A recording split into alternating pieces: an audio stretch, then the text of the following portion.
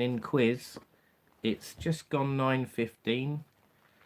Thanks for joining. We got 8 in the room already. Thank you very much for waiting and coming on. Much appreciated. Click the thumbs up, guys.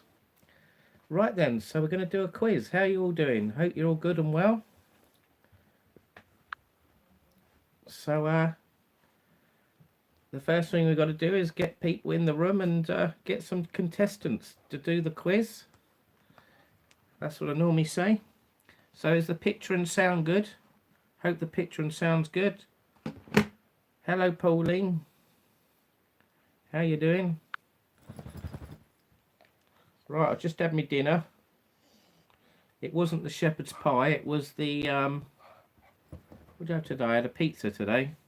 I've got Milo in the background. Milo's in the background, aren't you? Going to do the quiz? Yeah. Quick, got a dog doing the quiz today. Are you doing the quiz? Yeah. Yes, Johnny, I'm doing the quiz. Ken X Footy, hello. Pauline's all good. Hi from Fortaventura. It's been boiling, he says. Oh, you're lucky then. It's a bit cold here in the UK. It's been a bit...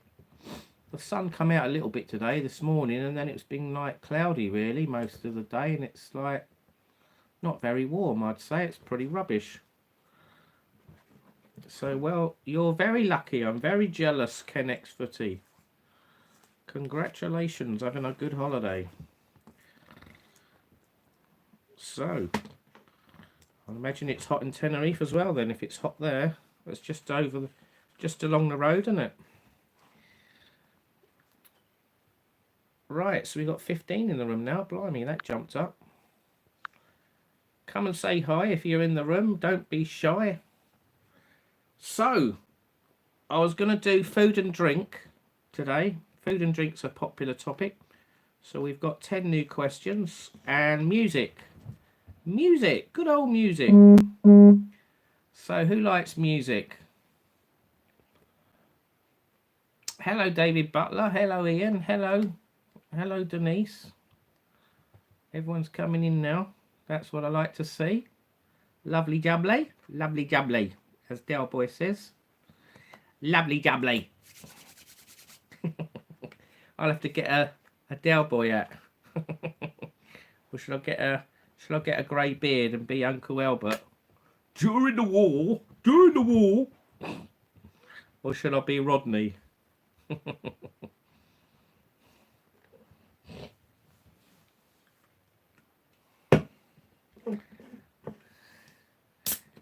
Let's have geography and technology.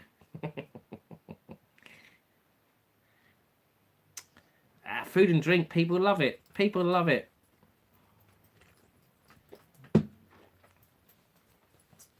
You like the technology ones?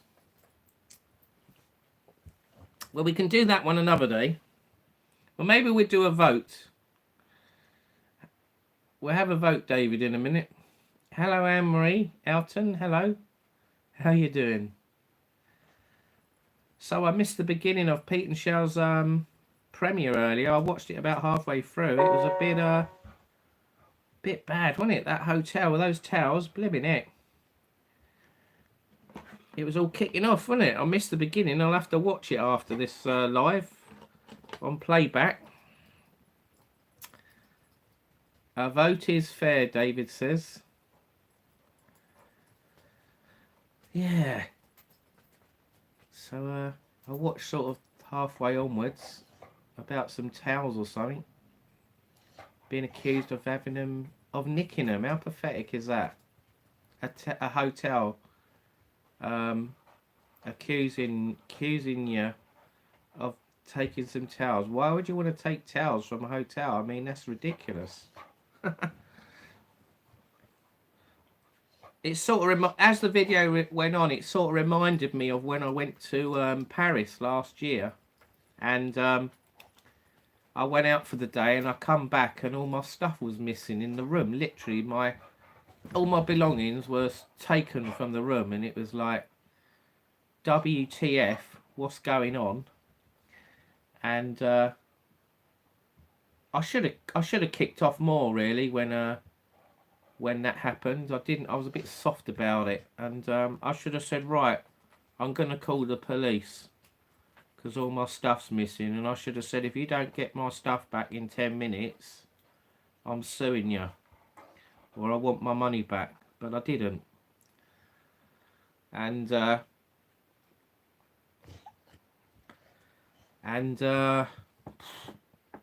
don't know, they got away with it really at the end of the day. On my situation, I didn't really get anywhere. I got my stuff back, but that took about nearly an hour, and I thought I was going to get some money back, but I didn't get nothing in the end. They just fobbed me off. Never mind. But you learn, you know, some of these holidays you go on, you think, well, I won't go there again then, I won't do that again or whatever. But towels, I mean, bloody hell, how much is a couple of towels? I mean, what did they want? $30? It's ridiculous. I mean, the money you pay for a holiday should include towels anyway. So if they did go missing, they're covered anyway. Or they probably buy them by the thousands, like bulk. They probably strike a deal, don't they, with a company where they buy like a big mass of them, and they must be a lot cheaper buying bulk than if they were like just buying like half a dozen or something. And obviously a hotel needs lots and lots of towels constantly, in and out, in and out, in and out, because they've got to wash a load, don't they? And then they've got to have a load of fresh ones ready for the new guests, plus the existing guests. So it's just crazy, isn't it? Crazy, those Egyptians, their managers, they were rubbish. So I felt a bit sorry for Pete and Shell there. Never mind. But it's an experience, isn't it? It's an experience to watch these sort of things that happen when people, you know, go on holiday and that. And other people were getting scammed as well. Need to put a little spy camera in the room when you go out. That's it. Maybe I'll do that now. Every time I go away now, I'll have film what I'm wearing when I'm going out. When I walk out the reception. What time I walk back.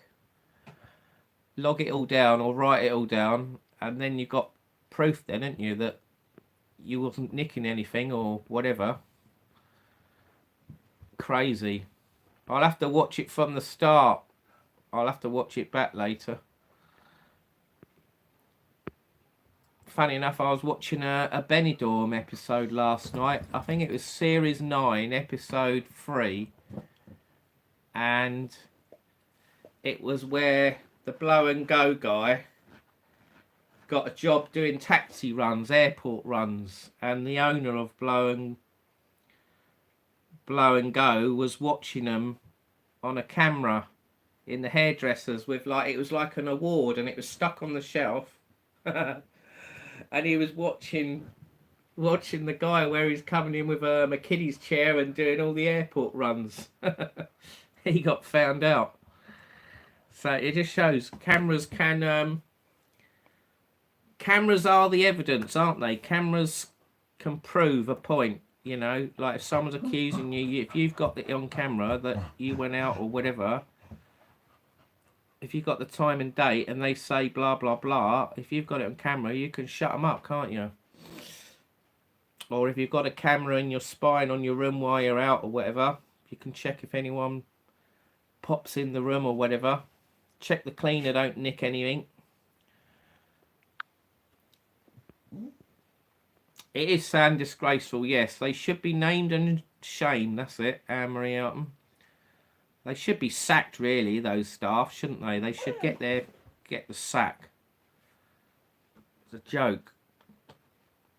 I mean, if you walked out with a couple of chairs or something, or like the TV or something, and put it in a cab and sold it, fair enough. But, like, you're not going to take a TV home with you, are you? You're not going to nick a couple of towels when you've got your own towels, you know what I mean? Crazy, never mind. Anyway, Onwards. It was very well done, though. It was very well done, Pete and Shell. Well done. So is there an undercover version coming out as well? Is there another version you've got?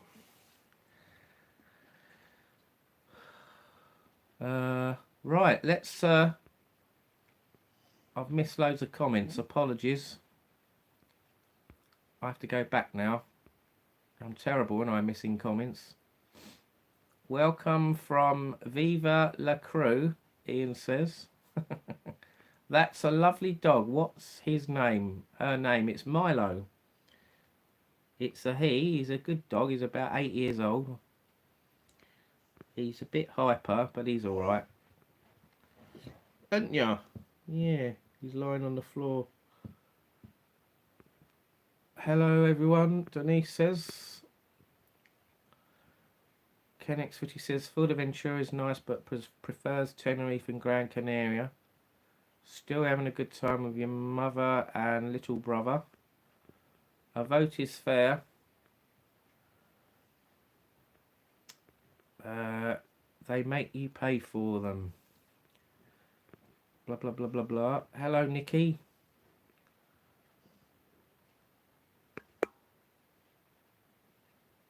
Yep, Shell stood her ground. What a scam and disgraceful way they were treated. That's right. They stood their ground and were so right to do so. That's it.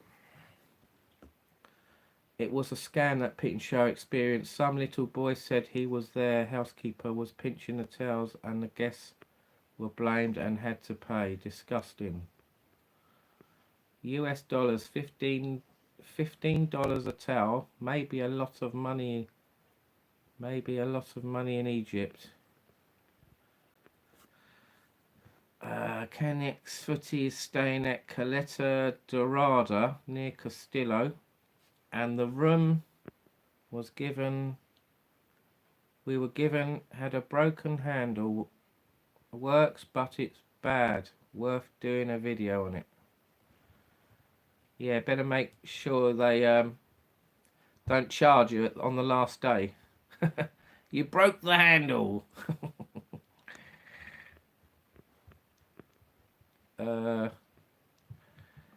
Nick says Pete Shell did that vlogs professionally. Well done. Anne's commented on your vlog, Pete and Shell. You both were great to stand up to these scammers. Well done. Ken X Footy's eaten at Lynn's yesterday. Good quality. That's good. Yeah, it's good there, isn't it, Lynn's? I've been there with Pete and Shell. Great little place. We spoke to the owner there, the Chinese lady. I've forgotten her name now. I've got a card somewhere. David watched the premiere. Disgraceful way to treat a human being, never mind a high-paying hotel guest.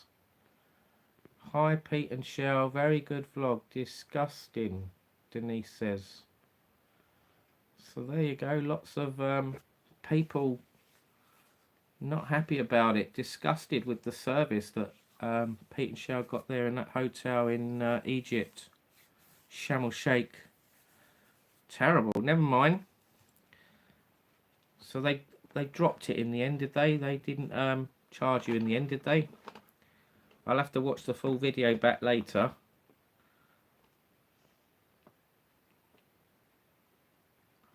Right then, so we're going to do a quiz now, hopefully. I wouldn't care. We gave him a good tip on day 3 for the way he was with us. Thanks, David B. We had to film undercover. We knew what was going to happen. Well, at least you knew what was coming. I probably would have not seen it coming. Some people not very good at working situations out, what's coming. So, David Butler says, Pete, your instincts were so right. They dropped it when they realised we had our own footage. And after it kicked off. Yeah, they didn't have a leg to stand on, did they? Once you showed them your footage. That's it. Well done. Well done. Right then. So we're going to do a quiz. So, I've got music questions. Are you happy with those? I've got food and drink. Or I could do some other ones. What other ones have we done? Science and... What was the ones we done on another quiz? We did science and nature. Science and nature, is it? I think we did. I got it wrong. I said technology. It's not technology. It's science and nature.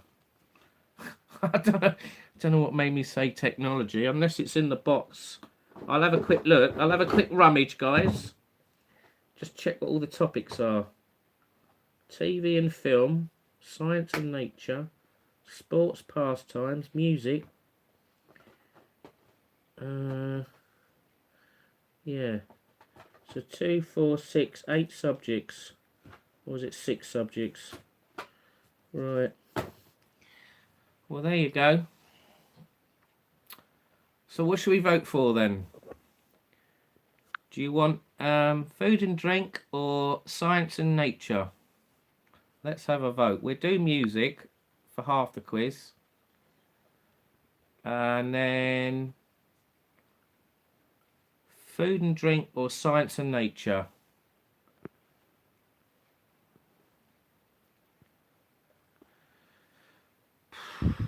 Mola 182, hello. Any recommendations for what's that? Melilla? A Spanish territory in Morocco. I've got no recommendations whatsoever. I've never been there. I know they do flights from Malaga to Melilla. I didn't realise it was a Spanish territory in Morocco, though.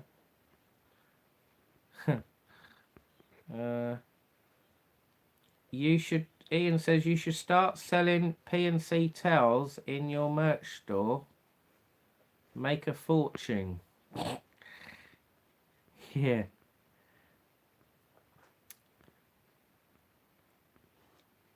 I note science and nature. Always let's get on. Anyway, let's get on with the quiz. It's Johnny's channel now. Okay, thank you, Shell. Right. Hello, Michelle T. And Gary. Hello. How are you doing? Or was Gary in bed now? He has to get up early, doesn't he? Is he still doing his bus driver job? Right. Come on then, who wants to do the quiz? Let's get some names. Let's decide on the topics and then we can start. So who's in then? Who's in? Tell me in the comments quickly. Who's going to do the quiz? Ian's in. Right, Ian's number 1 then. There you go. Who wants to do the quiz, David says. David's in. David, well done. Thank you. David Butler. Ian Fraser. Anyone else? Denise, are you in? We've got 25 in the room. Come on, we normally get about 6 to 8 people do the quiz. Sometimes we get a dozen, 12 people. Trying to think what the most is we've ever had on a quiz. Doing the actual quiz. I try not to get too many people because it'd take forever to go through all the answers, wouldn't it? So 6 to 8 people. 12 max is enough. We don't need any more. Yeah, I'm just going through some old quizzes. Yeah, most of the time we've had 10 and 12 a couple of times. Denise is in, Ren. That's 3 people, right? Anyone else? Anyone else? So what's the time? It's 9:38, is it? 9:37.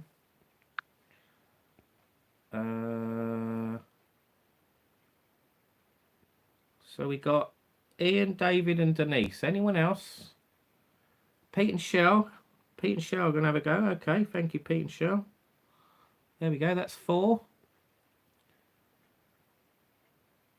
Ken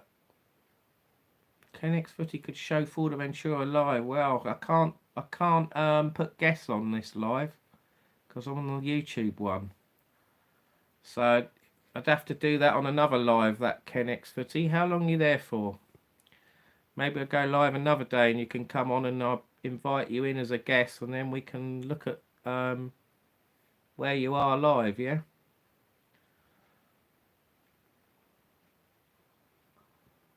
So we got 4 people in. Anyone else? So the quiz is for fun. There's no prize. The rules are I read out a question and then you get 40 seconds to answer it. That reminds me, I need to get the stopwatch ready. And then we go through the answers when the time's up. See how many people got it right.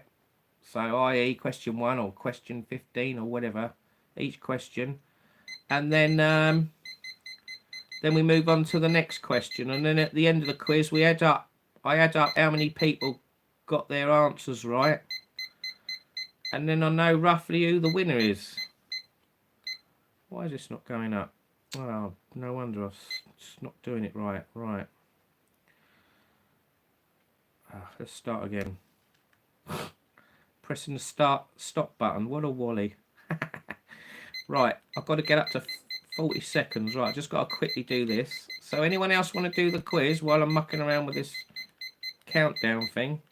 Right, that's ready. So we got that ready.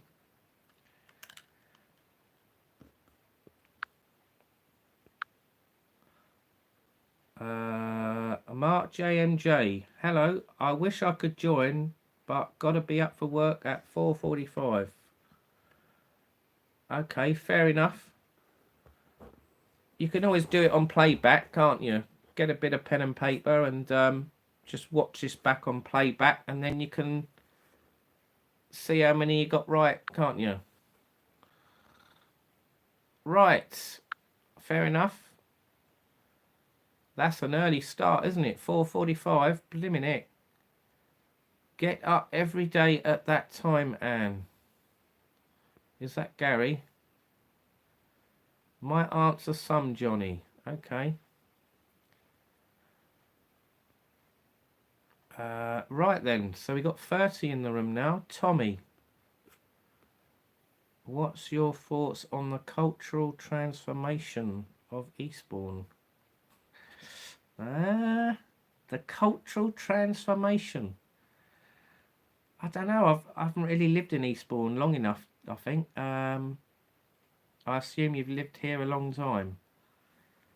Well, I'd say, how long have I been here? Nearly 7 years? 6.5 years? I would say it hasn't really changed much in that time I've been here. Brighton I've lived in most of my life. I've seen a lot of changes in Brighton. Brighton to me has gone downhill big time. It's a bit of a dump really at the moment. It's a shame the council don't sort of look after it properly, you know. They need to sort out the seafront and the shopping centres like Churchill Square and the arcade centre, the gardens. They don't put lots of flowers and that in them anymore. They've taken all the fencing away. You know, it's a joke really. The car parking situation is terrible. The prices, you know, they've got to attract tourists, not turn away tourists. I think a lot of businesses close up because the business rates are too high and it's all a big shambles. Michelle T still loves Brighton though. Okay. Well, I mean, I like the pier. I like the marina. I like walking along the front between the marina and the West Pier. I don't mind all that. I like the lanes. I like London Road, funny enough, and I like the back bit of London Road. the little lanes bits that you can go through to ending up in North Street from London Road area. They're quite good. Kensington Gardens and all that lot, if you know where I mean. I was born in Eastbourne and lived here for 45 years. Wow, that's good. My neighbour next door is he's about 80 odd, and he's I don't know how many years he's been in Eastbourne, but he must have been here since the 60s. So that's what, 60 years? I'll have to ask him. Maybe 50 years. Right then, anyone else want to do the quiz?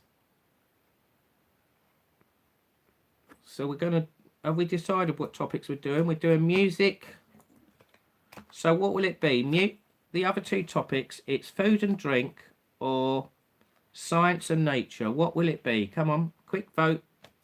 Food and drink or science and nature.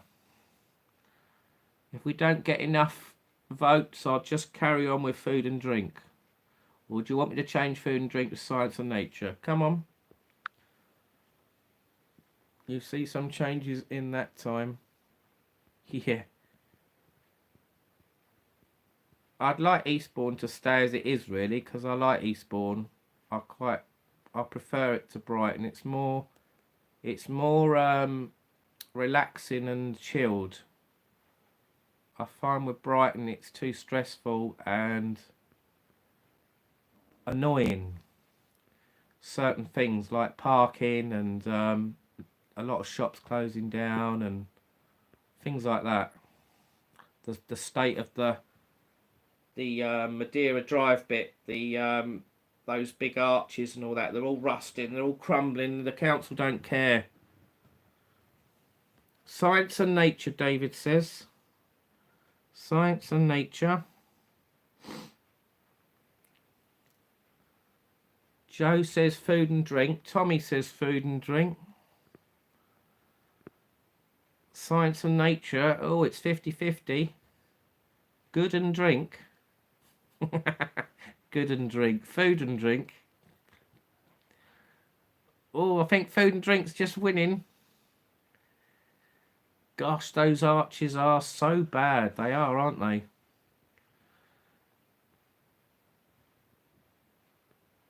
It's a shame they don't rebuild the West Pier, isn't it? Why don't they rebuild the West Pier? Why don't just get on with it and do it? You know. Homeless and drugs is everywhere. Yeah. Sign of the times, unfortunately. That's right. My daughter went down to Devon this weekend, Somerset, and they went to Yeovil, stayed there a couple of nights in a Premier Inn, and they said there's people going around on drugs, there's homeless people, people on crack or whatever. There's shops boarded up. They've dug up the town centre, so not very impressive there. And then they went to Glastonbury, and that was a bit of a mess as well. Glastonbury town centre. Has anyone ever been there? Right, food and drink. Food and drink. I think more people want to do food and drink. So food and drink it is then. Joe, do you want to do the quiz? Tommy, do you want to do the quiz? We got 30 in the room. It's free. It don't cost anything. Steve H says Yeovil is bad for homelessness and drugs. Right. Okay. Well, I've been to Yeovil twice. I went there once to go to the air show, and I went there another time to see an ex-girlfriend that used to live in Lancing, and she moved to Yeovil with her newly wedded husband. So I paid her a visit when I went to Cornwall to see Kirsty and Sam. Yeovil's sort of about halfway. I think it took me 4 hours to get to Yeovil because of the traffic, and then it was about another 2.5 hours drive after that. Quite a long day travelling. A meet up, Joe. Where at? You're having a meet up. Joe's gonna have a go at the quiz. Thank you, Joe. That's very kind of you. So that's we got 5 people in. Steve H, do you want to do the quiz? Tommy? Is it Tommy from Eastbourne? Do you live in Eastbourne? Dave's on the drink, so I give in to the majority. Food and drink. Yes, Pete and Shell says. Mark's got to go to bed. Okay, Mark. Look after Joe for me. Yeah, we'll all look after Joe. Don't worry, Mark.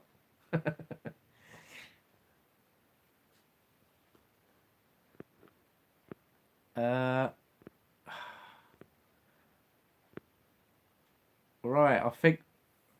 Well, come on, one more person. Come on, one more person. That'll do. One more person to do the quiz. 6... We've got 5 people. Come on, there must be one more person that can do the quiz. Come on. Oh, there you go. Steve H says he can do the quiz. There you go. Thank you, Steve H. Right, there you go then. That's it. We're ready to start now then. I'm not going to spend ages trying to get people to join. You know if you want to do it or don't want to do it. So people in the background are probably watching. We got a lot of people in the background watching. So hello, people in the background. Right then. So let's start then. Is everyone ready? Let's tick off everyone. If you're ready, say yes, ready. Are you ready? JJ. Hello, JJ. JJ's in the room. JJ, you doing a quiz? Ravensworth Arms, near the Team Valley. God, where's that? Don't ask me where that is. Would you do the live streams again? Would you do the live streams again? I enjoyed them. What ones are they, Tommy? What ones did you like? What, in Eastbourne? Or Brighton? Like in the town? Or in Eastbourne, Brighton? Right, okay. Yeah, I can do lives in Eastbourne or Brighton. That's not a problem. I normally do them in the summer because the weather's better, isn't it? It's a bit cold this time of year. Yeah, I can do some. Hello, Sarah Charles. Right, Steve H is ready. Right, I've ticked him off. Anyone else ready? Denise is ready. Put me in, Johnny. JJ's doing the quiz now. Right, that's 7 then. Okay, thank you. Dave's ready. Anyone else ready? Sorry if I haven't read your name out. Right, everyone's ready then. Yes, in the summer. I see they're not having the big wheel in Eastbourne this year, are they? A lot of people voted against it. They didn't like it. I liked it myself. I thought it was good, but there you go. I think they should have a big wheel in Brighton as well, by the pier where it used to be. It was quite good there. But then they've got the zip wire there now, haven't they? So maybe they can't put it there. Maybe they could put it in the old Steen. They had it in the old Steen the other year, the big wheel. Right then, let's... I'm back. Internet down. Right. Okay, well, hopefully your internet can stay stable then, Joe. As long as you're not getting the answers before the questions. Oh, dear. Some people get the answers before the questions. So if you think you're ahead too far, then go back. And if you're behind, then go forward. Does that make sense? Right then, let's go. Let's go. Let's do the quiz. It's nearly 10 o'clock. Jesus. Right, we're going to have to go fast on this tonight then. Right, we'll start with food and drink. Food and drink. Food and drink is going to be the first topic. And we're going to start on question number 1 in about the next 10 seconds. Right. Okay then, question number 1. Question number 1. Sorry, Johnny, internet went off. No worries, Joe. Don't worry. Don't worry. Some people do miss the odd question. It's not a problem. Right. Well, we can read your comments, so your internet must be good. Right. Right. Question number 1 then. What vitamin is associated with carrots? And your time starts now. Question number 1. What vitamin is associated with carrots? Get your answers in. You've got 32 seconds. Right. Who knows that one? Do you know that one? Do you know that one? You've got 20 seconds. What vitamin is associated with carrots? How many vitamins are there? Hundreds, aren't there? Or is it 4? Right, you got 5 seconds. 4, 3, 2, 1. Time up! I'm turning the stopwatch off. Right, quick, I've got to get the comments back. No more answers. So who's last in? Steve H. Vitamin A says. Which vitamin is associated with carrots? Oh, David Butler's just coming in. Joe's lagging. Haven't heard the question yet. Oh no. That's seriously lagging. What vitamin is associated with carrots? Shall we wait for Joe? Shall we wait for Joe's answer quick then? Come on in, Joe. Quick, give us your answer. I can't see. Yeah, you haven't answered yet. Right. Come on then. Chop, chop. What vitamin is associated with carrots? If you're not sure, copy other people. Your phone's going out the window. Is it an old phone then? Oh dear.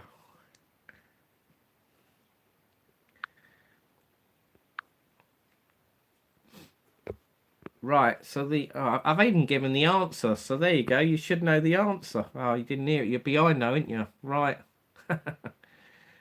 Joe, hate that. We often have that answers coming up before Johnny finishes the question. Right. Well, the answer was A. Vitamin A is the vitamin associated with carrots. So let's go through people's answers. Let's see if Joe writes her answer in. Come on, I'm giving you the answer. Right, David got it right. Steve H got it right. Oh, what am I doing? Right, I'm ticking off your names. Right, I've got to tick the boxes. That's it. Right. So, Steve H and David. Anyone else? Denise put D. Pete and Shell put D. No. Ian Fraser put D. No. JJ got it right. JJ got it right. Well done. Tommy's got it right. Right. So Tommy's an extra person in then. So that's 1, 2, 3, 4 people. 4 people got it right. 4 people got it right. Joe's put C. Right. So there you go. 4 people got it right. Never mind if you didn't get it right. So onwards then to question number 2. She can't answer now because she's thrown her phone out the window. You have to go and get Mark's phone. Right. Which brewer was the first to introduce the widget into cans? Which brewer was the first to introduce the widget into cans? The time starts now. So you've had a few extra seconds there. That's question number 2. Which brewer was the first to introduce the widget into cans? Do you know what the widget is? I haven't got a clue. So don't ask me. Right. It's obviously a nickname for a drink. Right, you got 15 seconds. Countdown is on. 11, 10, 9, 8, 7, 6, 5, 4, 3, 2, 1. Right, time up. Come on, you laggers, get in quick. Chop, chop. Chop, chop. Come on, I'll give you another 10 seconds. 9, 8, 7, 6, 5, 4, 3, 2, 1. So you've had 50 seconds. You've probably had a minute even. Come on, I'm still on the carrot question. Tut, tut, Jesus. You've got to sort that internet out, Joe. Right, that's it. I can't accept any more answers now then. So, which brewer was the first to introduce the widget into can? The answer is Guinness. Guinness. We're looking for Guinness. Guinness. Who got it right? Denise got it right. Ian got it right.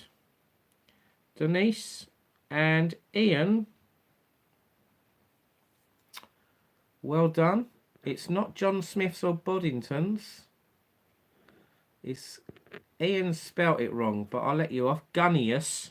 Gunnius. Gunnius. Steve H. Guinness. Yeah, Steve H. answered it first. I know he didn't. Tommy did. Tom answered it first. Cool, you must have fast internet then. Or do you live around the corner? JJ's put John Smith. Right, so we've got 1, 2, 3, 4 correct answers. 4 in bloody BT internet, Joe says. A widget is the gas cylinder inside the can that reproduced the draft effect. Ah. Joe, can you use phone without internet on mobile data? Yeah, turning Wi-Fi off. Be right back. Okay. Right, so 4 people got that answer right. Number 2. So, Steve H and Tommy have got both right so far. Right, moving on then. Question number 3. Caravane is the brand name of a cheese produced in Mauritania. From which animal is the milk taken?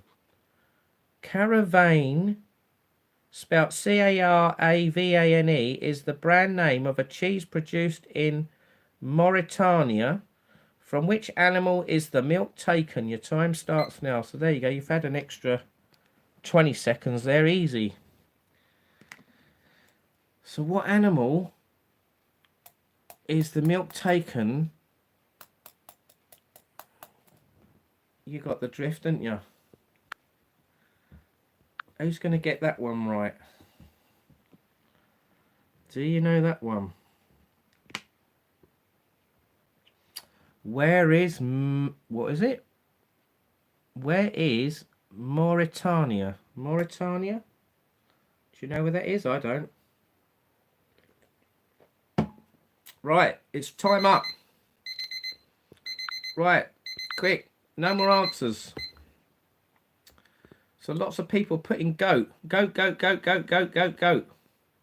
Well, guess what? You're all wrong. It's not a goat. The answer is a camel. A camel is the animal where the milk's taken. Caravan is the brand name of a cheese produced in Mauritania, and it's taken from, the milk's taken from a camel. Gonna restart Fire Stick. Won't be long, Joe says. Well, camel toe, Steve H says. Oh my God. We're all wrong. Well, Steve H has got it right, so well done. There you go. One person got it right. Unlucky everyone else. Quite a difficult one. I wouldn't have known that. I would have known number 2, and I would have guessed number 1. So I would have been lucky to have 1 point so far. So don't worry about it if you don't get any right. It doesn't matter. It's all for fun. Don't get stressed. Right, question number 4 then. We're moving on now. Number 4. Illustrated on its logo, the product Marmite is named after a French word meaning what? Illustrated on its logo, the product Marmite is named after a French word meaning what? Go. Do you know that one? Number 4. Illustrated on its logo, the product Marmite is named after a French word meaning what? Do you know that one? You got 21 seconds.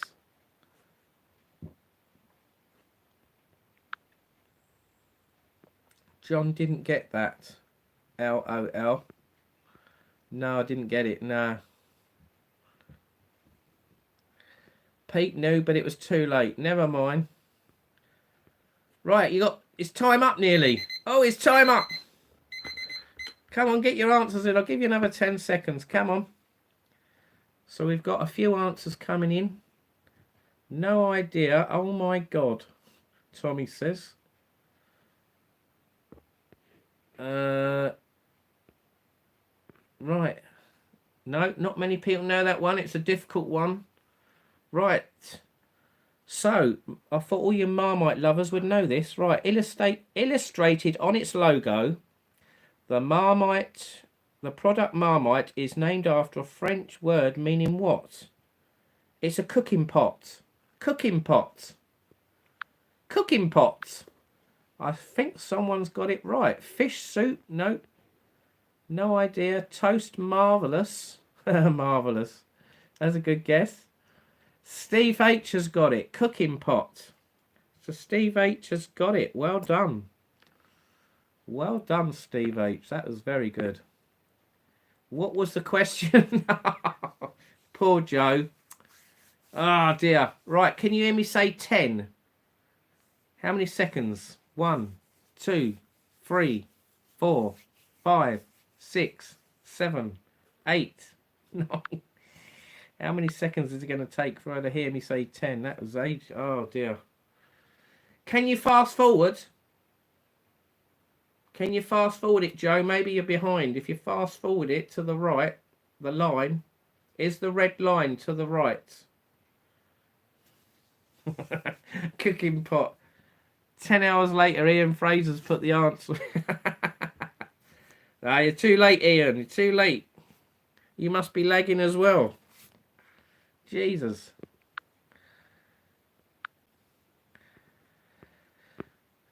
I've done that, Johnny. Okay. Well, we're on question number 5 now. Are you ready to answer question 5? Joe. Question number 5. Say yes, and then I'll read the question out. I'm trying to get Joe to catch up with us all. She's ready. Whee! Right, there you go. Right, let's go then. Poor Joe. Right. At least she's trying. Never mind. Right, question number 5. Which company opened the first burger restaurant in Britain in 1954? I think I know this one. Do you know that one? Which company opened the first burger restaurant in Britain in 1954? Get your answers in. Chop, chop. Oh, it wasn't. Oh, I wouldn't have got that one right. I would have got it wrong. Who knows this? Oh, we're getting a lot of people. We're getting a lot of people right this. Wow. We got 12 seconds. 11, 10, 9, 8, 7, 6, 5, 4, 3, 2, 1. Right, we got lots of answers. Which company opened the first burger restaurant in Britain in 1954? The answer is Wimpy. Wimpy! I didn't know that. I thought it was going to be McDonald's. So there you go. I would have got it wrong, wouldn't I? Where was it I went? Fortaventura, Corileco, and they got a burger. They got a Burger King, and that opened in the 50s or 60s. Blimey, so burger places have been open quite a long time now, haven't they? Around the world. So did I. Joe missed the question. Oh, never mind. Right, so the answer was Wimpy. So Steve, Tommy, and Ian got it right. Steve, Tommy, and Ian Fraser got it right. Who else got it right? Denise, David, and JJ. Denise, David, and JJ got it right. Pat Key. Hello, Pat Key's put Wimpy down. There you go. You got it right. Joe put McDonald's. Wow, your internet must have speeded up. You was one of the first to answer, Joe. Well done. Right, so that's a bad Burger King in Corileco, Pat K says. Is it? I've never been in there. Thank God I haven't. Burger King is terrible in town. Awful customer service and cold burgers. Well, I know the one in Los Cristianos is a bit slow. It took me it took me 45 minutes just to get an ice cream. That was a joke.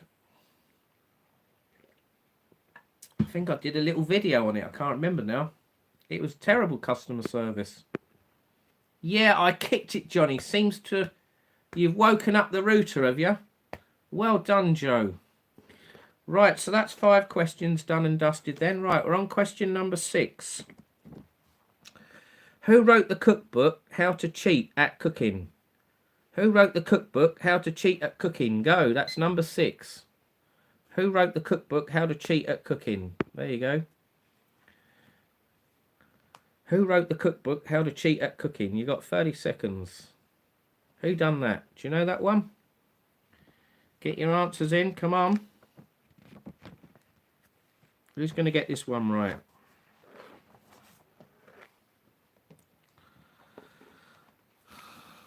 Lots of different answers. We got 12 seconds. Oh, the book is wide open. There's just different answers coming in everywhere, in all directions. It could be anyone. It could be anyone, as Peter Sells says. Well, they say it could be anywhere. I'm saying it could be anyone. You know what I mean. Right, time up. Time up. God, we got Jamie Oliver, Jamie Boyler, Delia Smith, Mary Berry, Floyd, Berry, Fanny Craddock. Right, no, so the answer is Delia Smith. Delia Smith wrote the cookbook, How to Cheat at Cooking. So who got it right? Steve H has got it right. Steve H. Anyone else? David got it right. Well done. David Butler got it right. I think that's it. No one else got it right. Mary Berrio. No. No. Right. So 2 people got it right. Have I tried Popeye's restaurant? I haven't tried that one yet. No. That'll be on my list. There was one in Malaga, actually, at the Plaza Mayor. But I didn't go in it. Right then, so question number 7 then, moving on. Which vegetable has 3 main varieties, including beurre pless? Which vegetable has 3 main varieties, including beurre pless? Spelled B-U-R-P-L-E-S-S. Which vegetable has 3 main varieties, including beurre pless? Go. Do you know that one? That's question number 7. You should get that book, Johnny. Yes. I'll have to definitely get that one, Ian. Definitely. I can do some lives. That'd be a disaster, wouldn't it? Right, it'd be hilarious. It'd be the funniest cooking show in the world, wouldn't it? Or the worst cooking show in the world.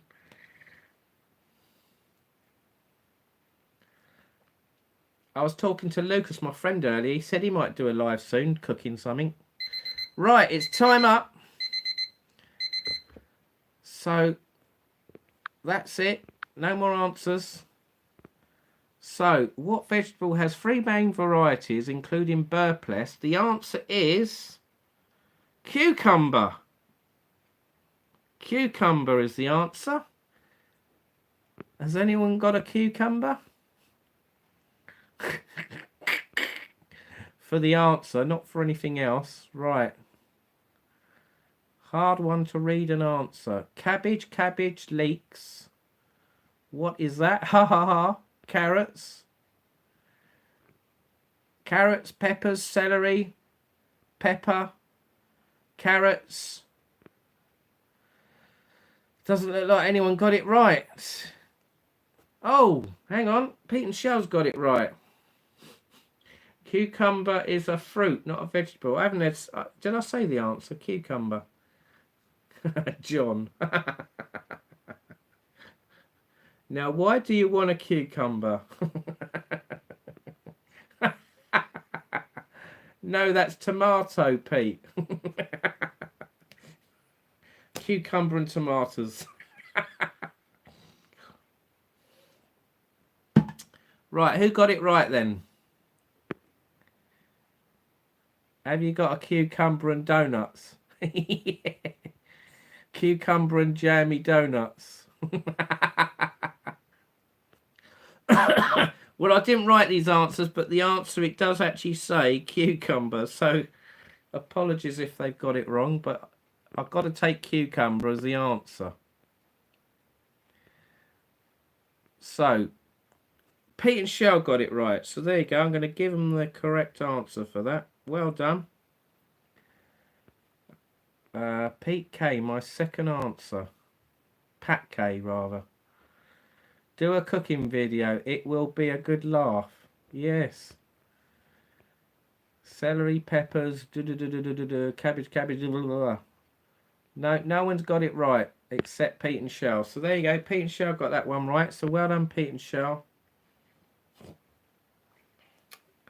Well done, Pete and Shell. Joe says nobody got it. Yes, they did. Pete and Shell did. Oh, no, he didn't. Oh, yes, he did. Well done, Pete and Shell. Right. Right, so that was question number 7. Right, question number 8.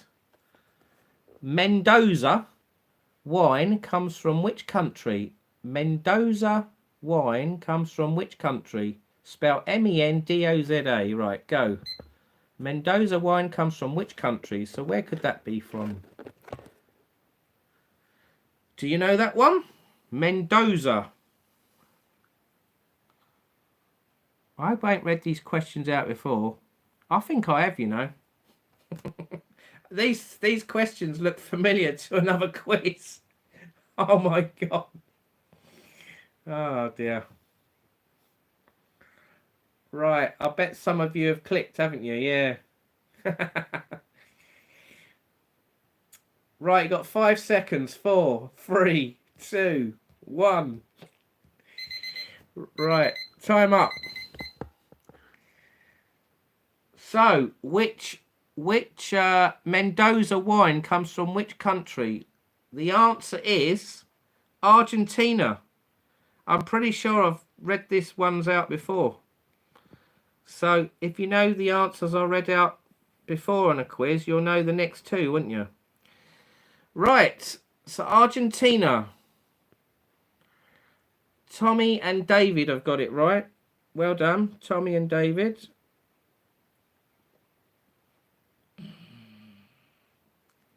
Who else has got it right? Denise says I haven't.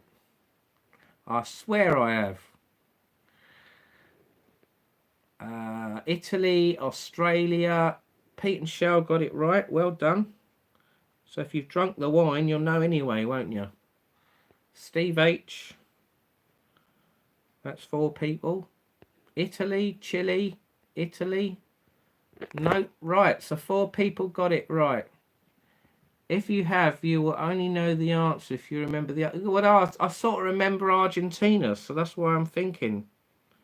Yeah, I might be wrong, but I could be right. I'll have to have a look, won't I? I'll let you know in another quiz, another live.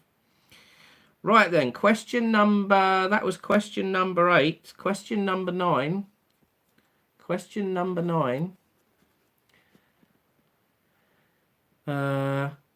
Panettone is a type of sweet bread loaf from which country? Spelt Panettone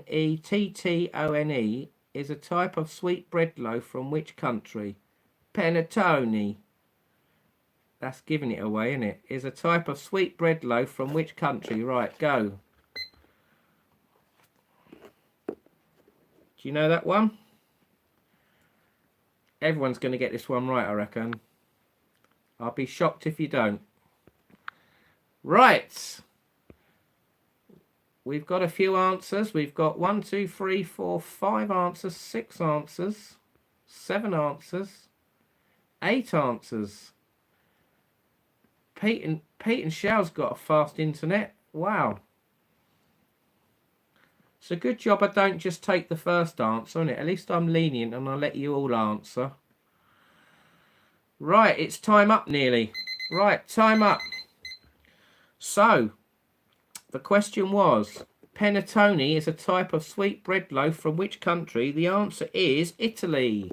Italia. So who got it right? Probably everyone. Cheapest pint in Costa Teguise is 180. Makeshift, Italy. Steve H and Denise. Right, Steve H and Denise. Got it right. Makeshift got it right. Are you joining in the quiz? Shall we write your name down then? Makeshift. There you go. I'll write your name down then. I'll tick you off. There you go. Steve H, Denise, Tommy, Ian. Tommy and Ian. Tommy, Ian. Pat. Yeah, Pat. Right. Tick Pat off. That's it. JJ. Joe. Hey, JJ's got her first point. Well done. Joe, JJ. David Butler.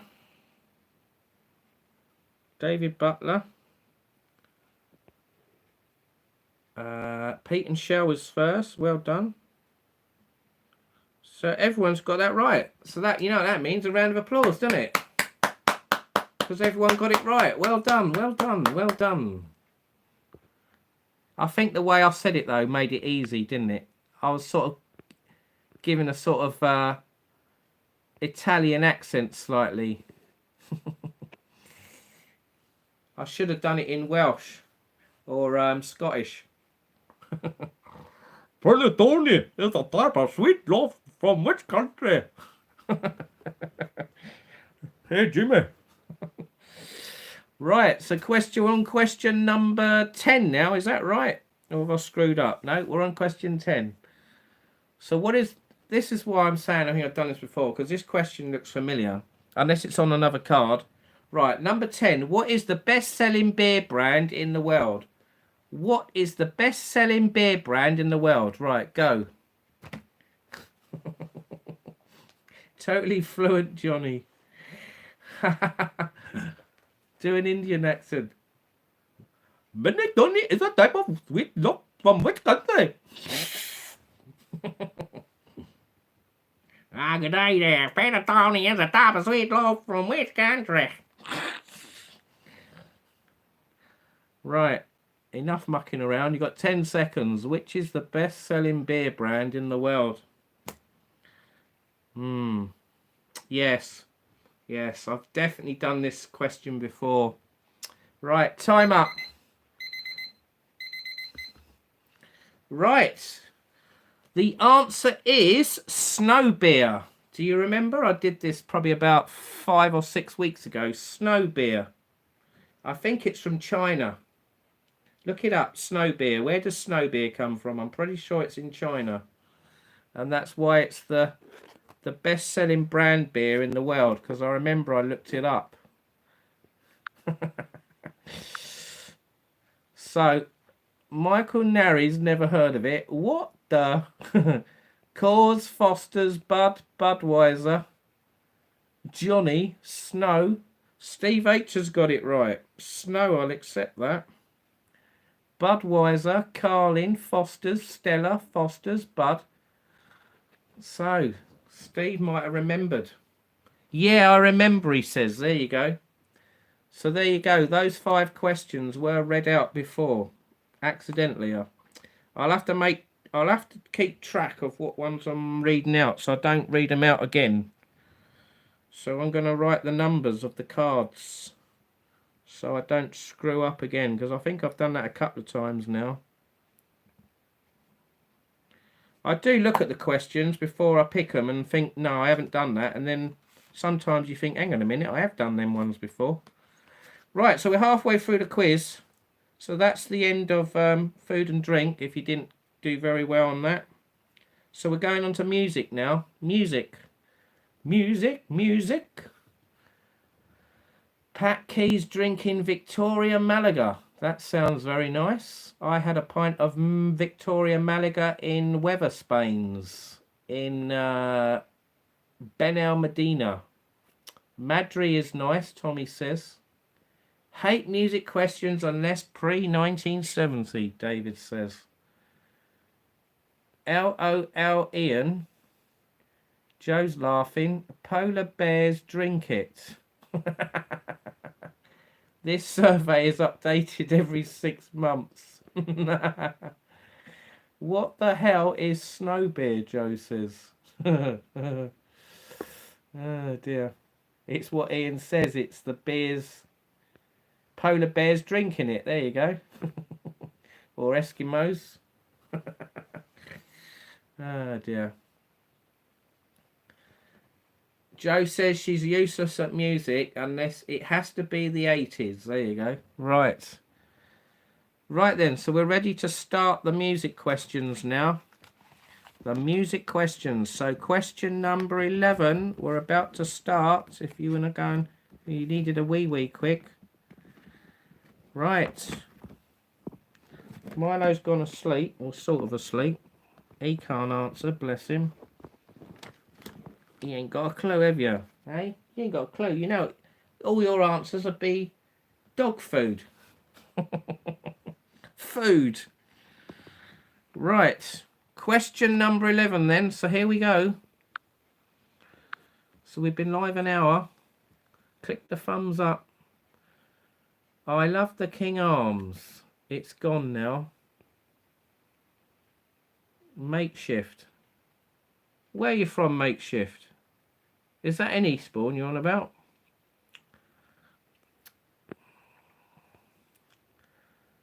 Nazareth Mansion. Milo to give me clues. Wake up. Wake up, Milo. Milo. Milo. Wait. Give David Butler some clues, yeah? Right.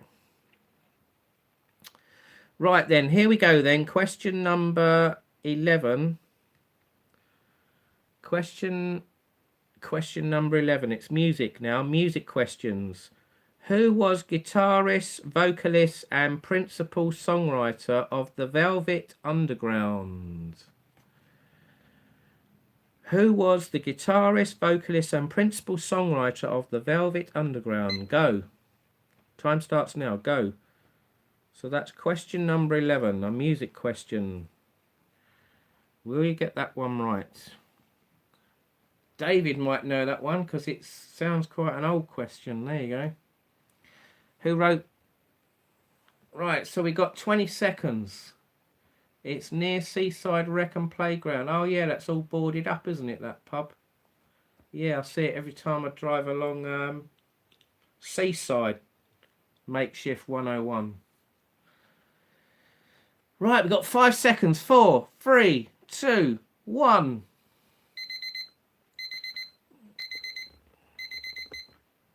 Right, time up. A few people I can see have got the right answer. So, who was the guitarist, vocalist, principal songwriter of the Velvet Underground? And the answer is Lou Reed. Lou Reed. Lou Reed. You read. Lou Reed. So, who's got it right then? Pat, Denise and Steve have got it right. Pat, Denise and Steve got it right.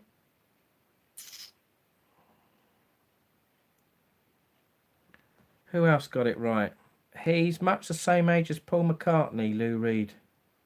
Told you I was useless. Don't worry about it. I'd be the same, Joe.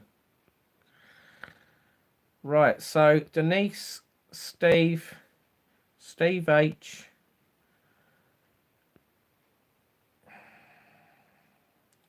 Denise, Steve H and Pat.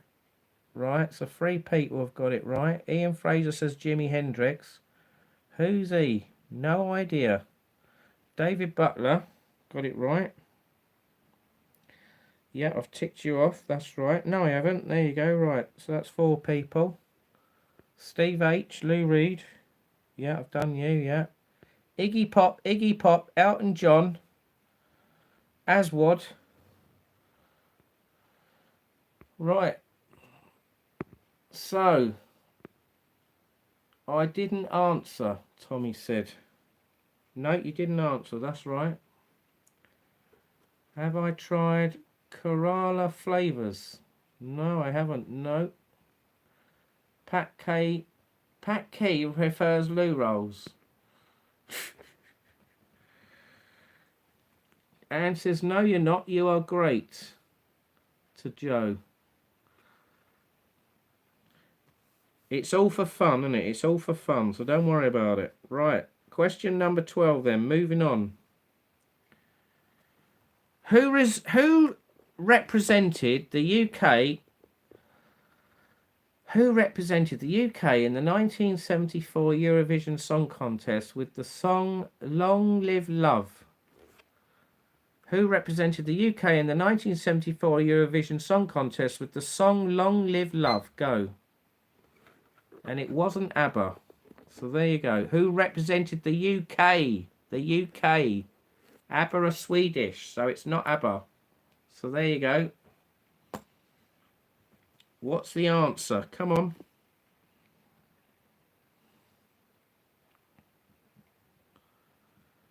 Oh dear. Am I reading? No. I thought I was reading the wrong questions out. Who represented the UK in the 1974 Eurovision Song Contest with the song Long Live Love?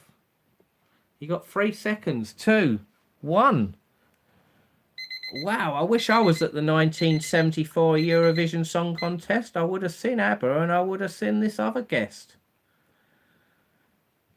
So the answer is, it was Olivia Newton-John. Olivia Newton-John was at the 1974 Eurovision Song Contest with ABBA. And she sang the song Long Live Love. I never knew that. And it was in Brighton, the Eurovision Song Contest in 1974. So I was 6 years old then. Goombay Dance Band. Ian, Johnny Logan is Irish. Well done, guys. She's American.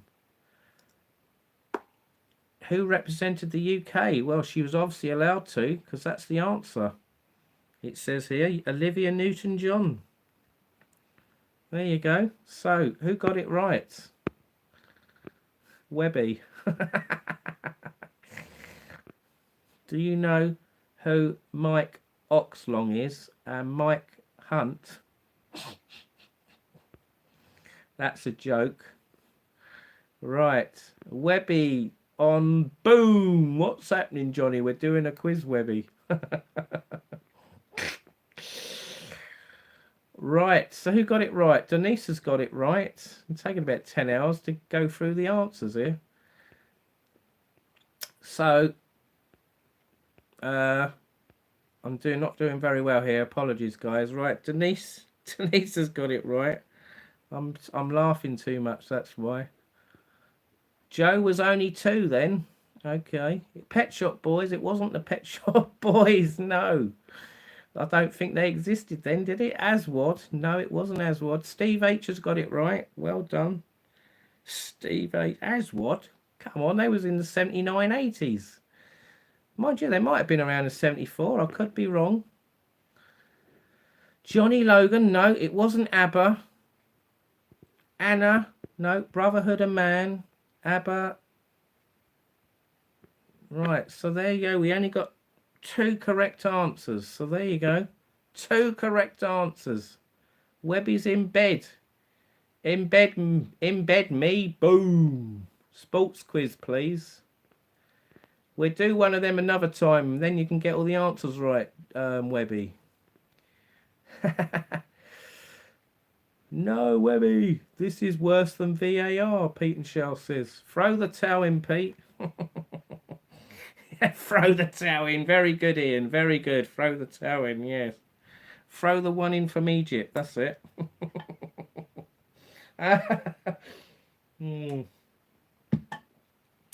Right, so we're on question number 13 now. Question number 13. This is quite funny, this quiz. Right, Kathleen Elizabeth Hudson is better known by which stage name? Catherine Elizabeth Hudson is better known by which stage name? Go. Question number 13, that is. We need VAR. We need VAR for Pete and Shell's celery v cucumber answer. Oh dear. Webby is ace, Joe says. There you go. Hello, Webby, David says. Blue card, that's it. Get the new blue card out. Right, 5 seconds. 4, 3, 2, 1. Right, time up. Time up. Has anyone got this one right? So the question was, Catherine Elizabeth Hudson is better known by which stage name? And the answer is Katy Perry. Katy Perry. Did you know that? Well, David Butler does, so well done, David Butler.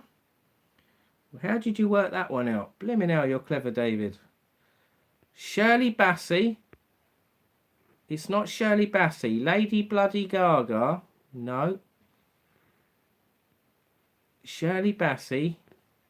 Shirley Bassey. So lots of Shirley Basseys. I'm afraid that's not the correct answer. 2 beach towels for sale. They normally retail at $30, but today they're yours for $14.99. See, you did take them then. Oh dear. Joe's quitting. She's had enough. She's thrown the towel in. Nah, don't give up, Joe. Come on.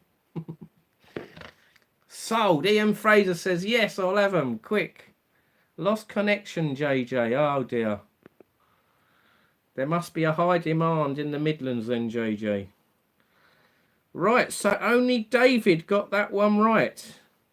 So well done, David. Katy Perry. Right, so we're on question number 14 now. 14, right, here we go. Which Bangles song... God, I can't even talk properly. Which Bangles song reached #1 in 6 countries in 1989?